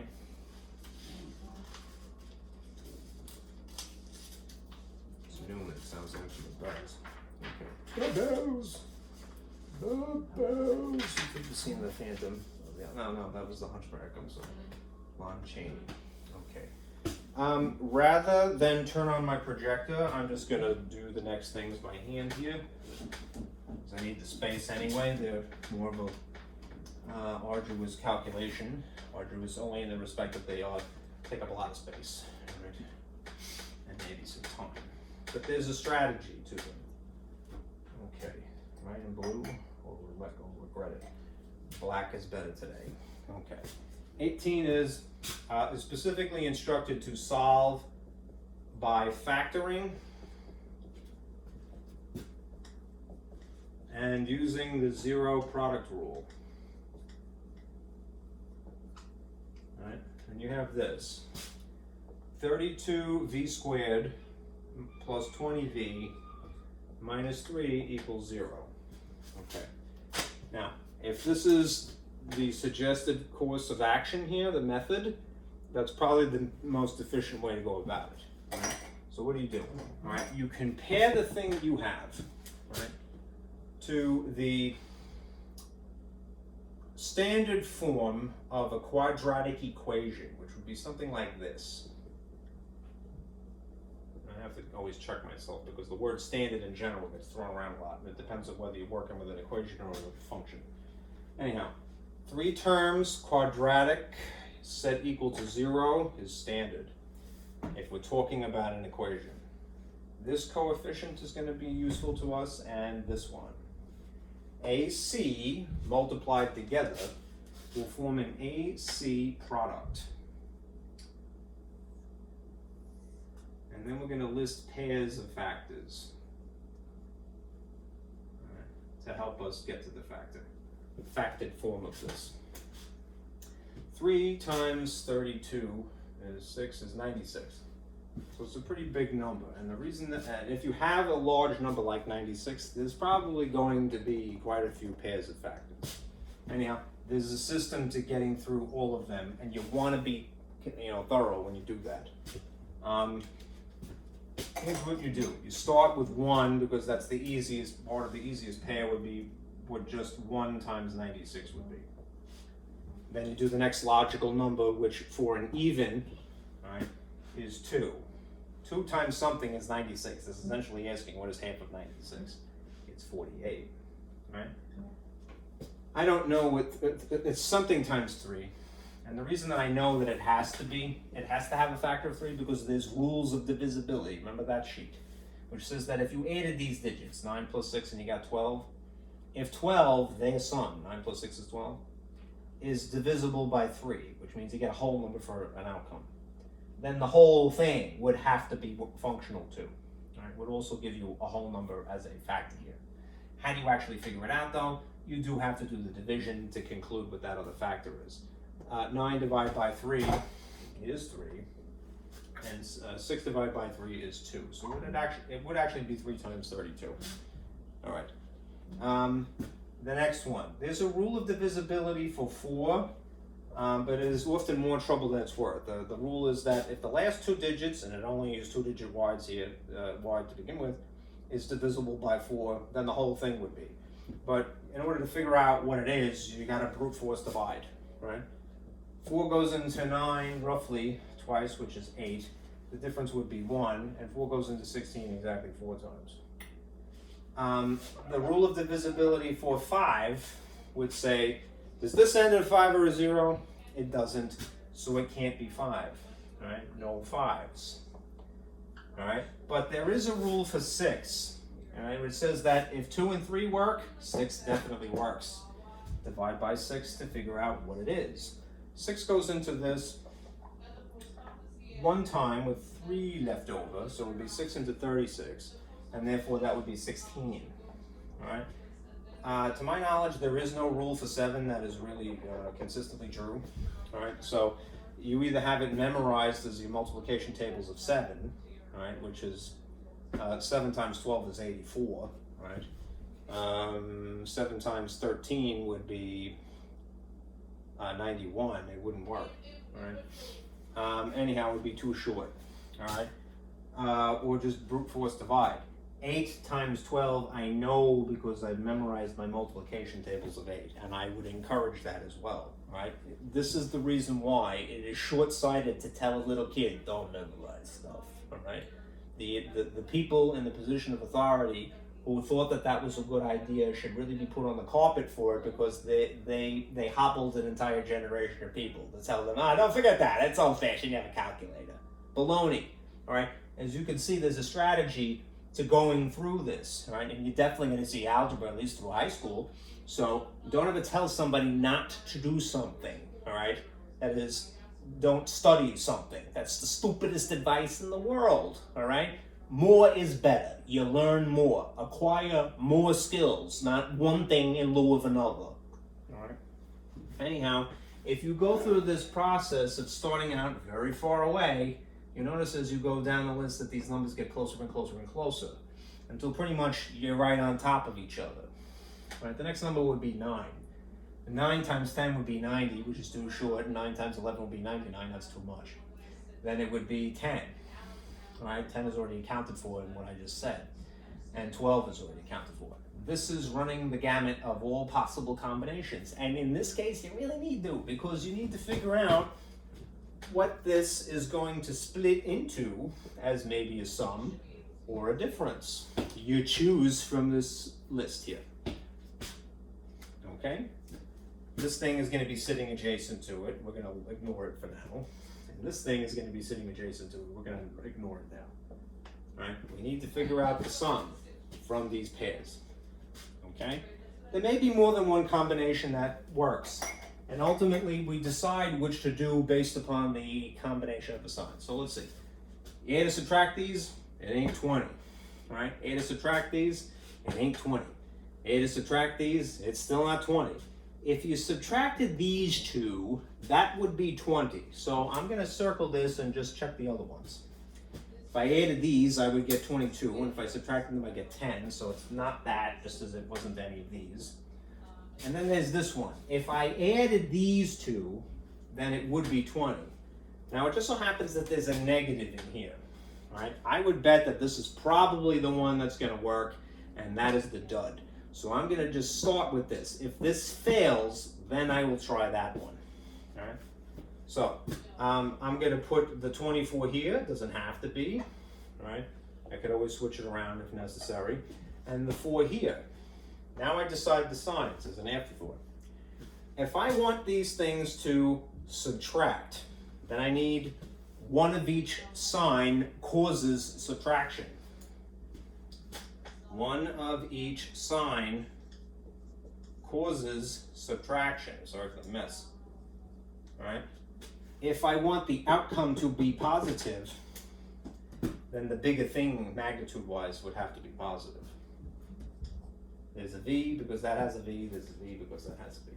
All right, now a person who has never seen this before will naturally, understandably, get a little pissed off. And they'll go, hey jerk, you made something worse, right? This had 3 terms, and now this has 4 terms. What are you doing, all right? The irony is that when you have a 4-term y polynomial, you have an easier time because you only have to pay attention to 2 things at once now. This is where factoring by grouping comes in here as a technique. This is AC product pairs, and this is the factoring by grouping that you're going to see now. These are pretty easy. You're going to factor as something sitting outside of a parentheses and 2 contents left over on the inside. All right? What is the obvious letter that these things have in common? They have a V. When it's a GCF, as what we're trying to figure out here, sitting on the outside, right? It has to be the lower exponent here, so it's V, just the first. Right? You might recognize again, if you have your multiplication tables memorized, that the common factor here, without having to list them again, is 8. So therefore 8 is what should be sitting on the outside, 8V. Right? And then you ask yourself, 8 times what is 32? 4. V times what would be V squared. V. All right, 8 times what is 24? 3. All right, and the V is already accounted for. Now what you're hoping when you shift your focus over to here is that these two things will bear similar looking fruit. All right, you want them to match. The guts here should match this. Don't force it because it may not work out mathematically, but you're hoping that will be the case. So you start with, there's a negative here, so I'm going to make this thing a negative, whatever it is. All right. What is the greatest common factor, a thing that they have in common that they're both made of?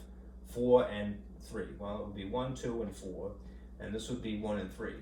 What's the GCF? It's just 1. And you might say, well, why bother with that? Because it's a negative, right?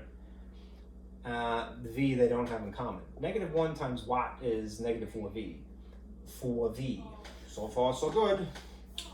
Negative times what, negative 1 times what is negative 3. Positive 3 would cause the combination. Now this is perfect because what you're hoping would happen, which is that the junk sitting on the inside here and here form an exact, and it has to be exact, match. All right? That is, the parts are the same and the signs are the same. They could be gobbledygook like they were, 3's in front and 4V after it, but the signs have to be the same. You can always arrange them correctly. How do they factor? They factor like this. The match gets its own parentheses, and the thing that I personally refer to as the left outs, they get their own parentheses. There's no textbook that will call them that, all right? But I mean it literally. They're on the left of each of these, and they're on the outside of each of these, so they're left outs, haha. All right? What? Okay? So how does that factor? It means this 4V plus 3 is written one time. That's the GCF in this case, actually. And the left outs are 8V minus 1. And what do they equal? 0, apparently. Now I can perform the zero product rule. Isn't this cool? I think so. When you get the hang of it, and it does take a lot of experience, right? You don't even bat an eyelash. You go, oh, thank God I have this technique. And just be open to it. There's many techniques that you become more discerning the more experience you have. So you're more strategic, right? You have, I'm going to put this up here for the sake of space, 4V plus 3 and 8V minus 1, and it's equal to 0. Zero product rule says that maybe this chunk, this factor, is equal to 0. Or maybe that chunk, this factor, is equal to 0. That's going to produce these two smaller little equations, which are super easy, right? Right? Why are they easy? Because they're just regular whole numbers here. Right? And there's not much to it. It's just performing simple operations, opposites. In this case, I got a little table here, scoot over 3 by subtracting. 4V is equal to negative 3, divide by 4. Yeah, you get a crummy fraction, but that's one of the two answers. Negative 3/4. You should check it, but it's okay. In this case, you check by substituting into the original. Add 1, this cancels, 8V is equal to 1, divide by 8. This is your other solution, positive 1/8. V could be negative 3/4, V could be positive 1/8. Okay? All right, 2 more and we're done. The last one is super easy, but 19 is the situation when you can't factor something. All right. What do? Do you mean you just wash your hands of the whole situation and walk away? You might be tempted to, especially if you're intimidated. But the point is that you should never be intimidated when it comes to math. All right? That's the enemy. Fear is the enemy of the teacher. All right? You have to make your kids not scared. All right? The culture, I'm sad to say, of the United States is to say, this stuff, it's not for you. And that's total bullcrap, all right? Don't say that to your kids or you get fired. But you have to convince them, this is yours, all right? You may not want it, all right?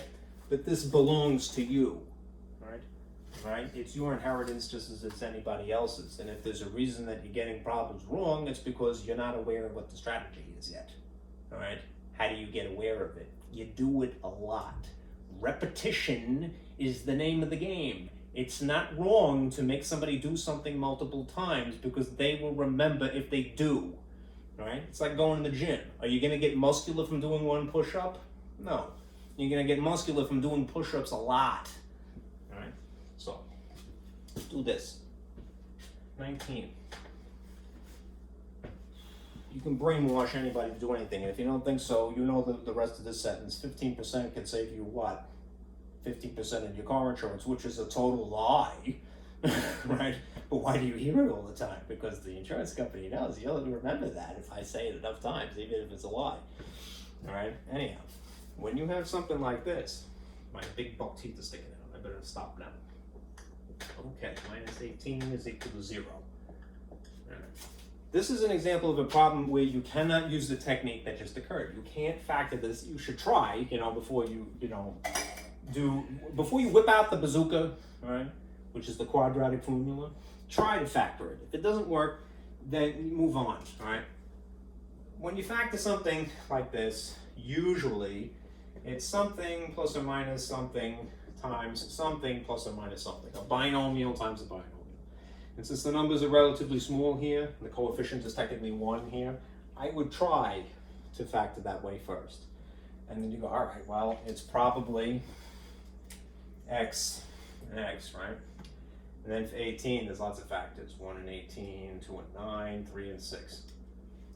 Of these choices, are any of them going to make 3?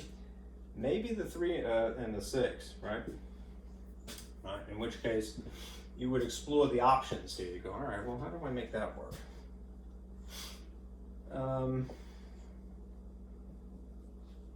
Let's see. Maybe I'll put the 6 here and the 3 here. All right. And make sure that I got the signs all legit here. And there's an x attached to this, and there's an x attached to this. This is minus 18 because that's originally there. These signs, you'd have to go, all right, I want these to subtract to produce 6 to a 3. So that means I need one of each sign. That means one thing has to be positive and one thing has to be negative. If I want them to work out to be a negative overall, because that's what's in blue here, then this would be the combination. A negative 6 is what would have to be, all right? And then you'd go, all right, so I made it 4 terms wide, I'm just gonna focus on these 2. And you go, all right, x times x minus 6 would be this one, all right? And then let's see if I can get this to work. It would be 3 times x would be 3x, and then 3 times 6 would be 18. What would this have to be, all right? 3 times x, negative, all right? And then you say, all right, well, that matches x minus 6 and x plus 3. And then if in fact this is true, it looks like it is, I must have maybe screwed up a sign somewhere. No, this is okay, all right?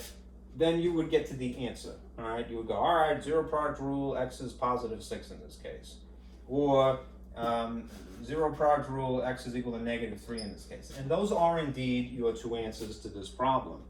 All right, why I had suggested that you use the quadratic formula is if this factoring failed and you only know when you go through the minutia, all right, what would happen in that event is that you'd have an issue with the signs here, all right? You'd be stuck, all right? And then you go, oh, how do I deal with this? Well, then you go, I'm whipping out the bazooka, all right? And that bazooka is the quadratic formula. Remember those answers, 6 and 3? We'll use the quadratic formula instead. Right? The quadratic formula looks like this.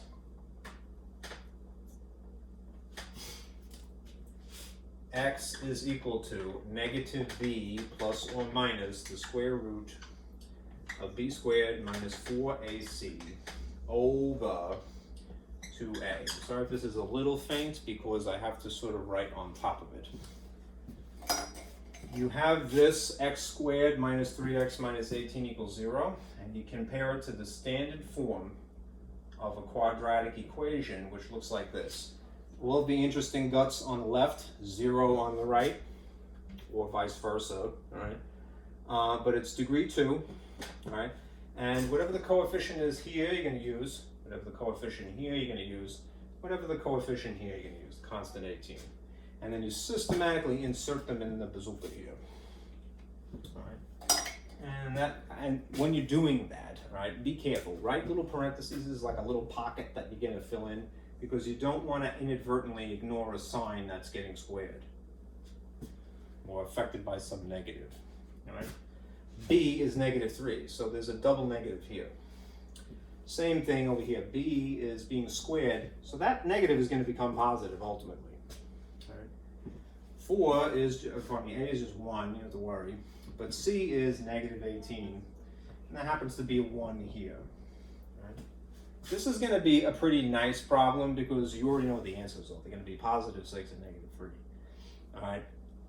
Again, you would probably not go this route if it was factorable. You would attempt to use the bazooka here when it isn't factorable. It will still work either way. When you are simplifying this formula here, you're paying attention to exclusively one side. So you're going to follow the order of operations. And the order of operations really would dictate that your focus should be on the discriminant here. Discriminant is the inside guts of this, and it decides whether your answer is real or imaginary. All right, and if the whole thing in total is complex. Anyhow, squaring would have to occur first. That means that you would have +9. Negatives would produce a positive. 4 times 18 is 32, 72. All right. 9 plus 72 would be, thankfully, what is it? 81, which is great because that's a whole number. Plus and minus here. The double negatives are just regular 3. The bottom 2 times 1 is just 2. And now you figure out what's the square root of 81.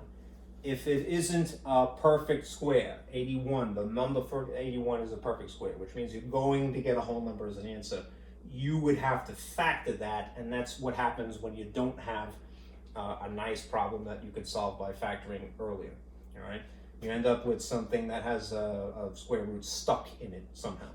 Anyhow, this is going to be 9, so you end up with this. X is either going to be 3 plus 9 over 2, or X is going to be 3 minus 9 over 2. That's what this stack of plus minus is. It's to consider that the factors that result from this could have been both negatives.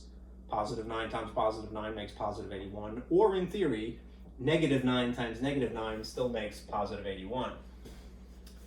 9, 9, negative, positive, right? If you add them, you get 12, in which case this is +6, as before. That's one answer. This one is -6 divided by 2, which is -3. That's the other answer. When you have quadratics, expect 2 answers, even if it's the same number written twice. Okay, here's the last thing, and I'll have to put on the projector to do this. Turn that off and show you this. A simple test of whether something is a function or not. How do you know if something is a function or not if you're given a picture? Use the vertical line test. This is very useful if you take calculus. Okay, so here you have a funky graph. I'm going to get this out of the way to make it less distracting. Sorry. All right. Here's the actual graph that you have. You have this blue line, this curve rather, that kind of looks like a sideways parabola. Okay? The vertical line test would tell you to draw random vertical lines through the graph and then analyze how many points of intersection per line. If something passes the vertical line test, right, it's 1 intersection per line.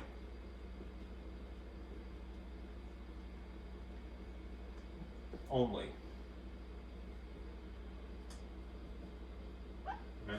that's per line. So if you do several lines, one intersection per each of those lines. And what that means if it passes is that this is indeed a function. If it fails the vertical line test, that means that it's more than one. One intersection per line. Alright, what does that mean? It means that it is not a function. Right? You would just simply refer to it as a relation, which is a more general term. Anything can be a relation. Right? If I draw a random vertical line to this picture, right, how many points of intersection do I have? There's 2. Right? That means that it fails the vertical line test because it's more than 1. And therefore, this is not a function, it's just a relation. Okay? And that's it, folks. All right? That's all she wrote. Let me turn this off and adjust the blinds. Anyhow, as I mentioned, if you are watching this, it will be uploaded shortly. I would like you to look at it because, again, it's a summary of everything that you should know in theory to this point. But make sure that you do your homework first, because your homework is what counts for 50% of your grade. I'm giving you this as a freebie, all right? So you don't really have to worry about it. Come back to it when you have time, okay? And that's it. Just do your homework, okay? Be careful out there.